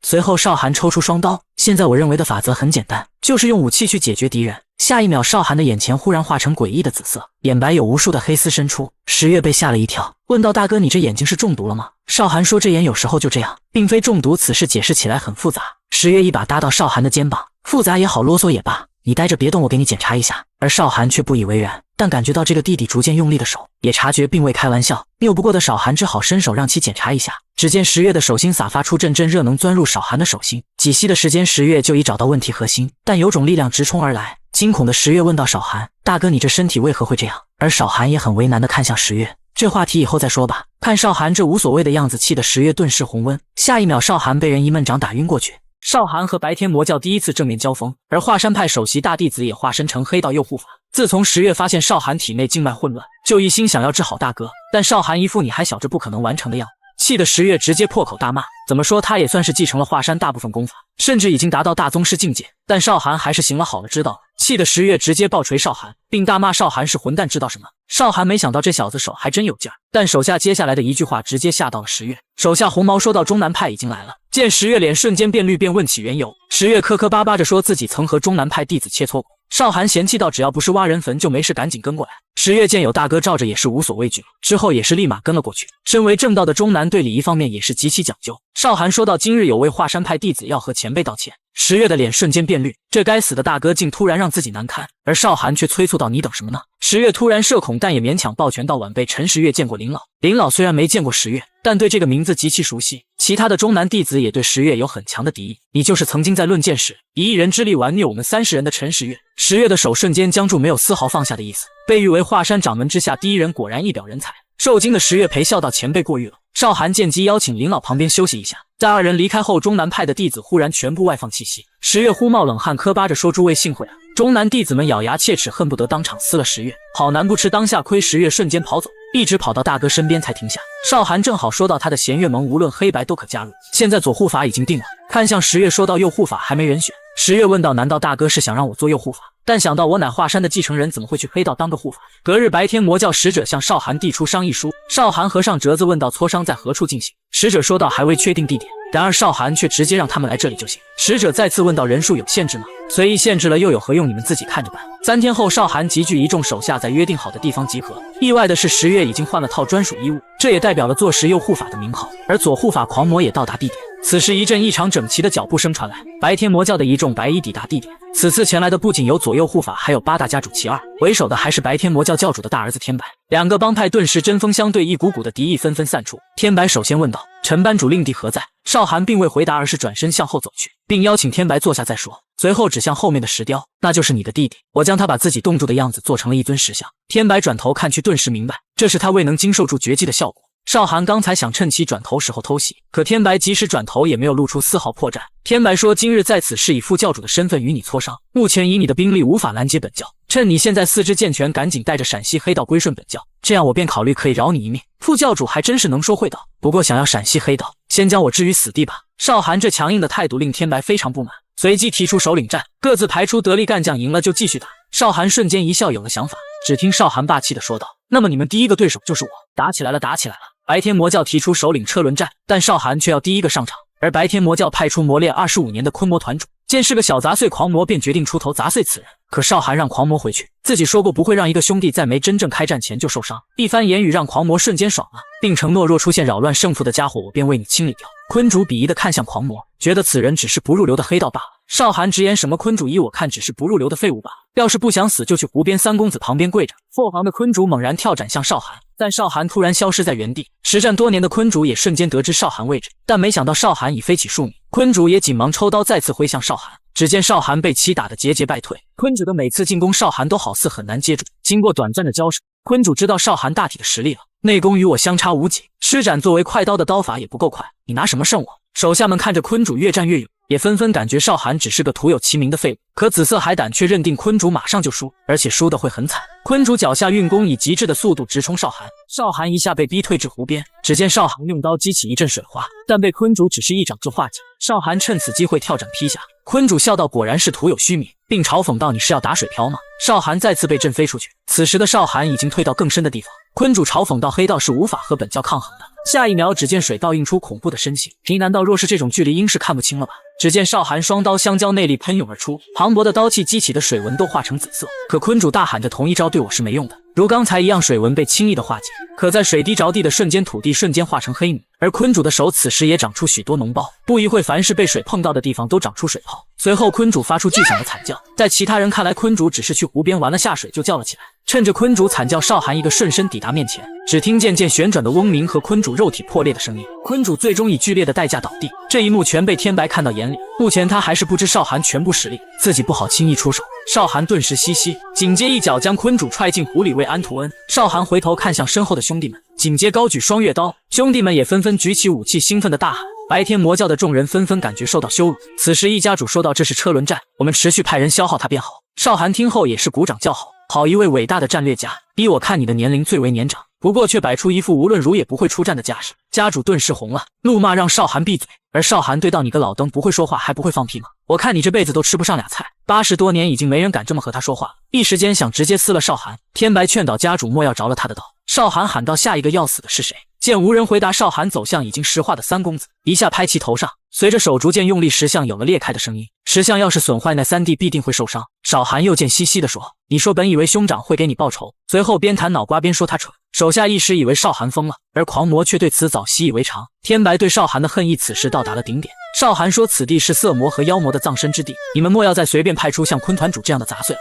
紫色海胆埋怨让天白快派些人出战吧，我听不下去了都。这时一北剑男子主动请缨，并发誓定断少寒一条胳膊，而少寒也将双月刀合二为一。上一次合体时还是斩杀妖魔的时候，来了，这次真的来了。少寒第3次将双月弯刀合体，而此次的敌人却是白天魔教的护法。只见护法高高跃起，随即一息的功夫直接劈到少寒所在位置，而少寒好似提前感知一般，已经闪身至护法的后方。身经百战的护法反手一刀砍出，二人相互对刀。少寒的重刀让护法难以抵挡，护法将气运至右手，紧接充满血色的刀气喷薄而出。但老狗少寒跑到了白天魔教三当家身后，护法见此操作一时不敢出手，就这迟疑的瞬间给了少寒机会，但此次攻击并未重伤护法。紫毛见状怒骂道：“一个破遗骸还要管，直接击碎罢了。”作为哥哥的二人听到此言，气息忽然变缓：“请你注意言辞，射地的遗骸我们势必拿回。”但少寒一直在遗骸附近晃悠，只要对方下死手的瞬间飞身到遗骸后面躲着。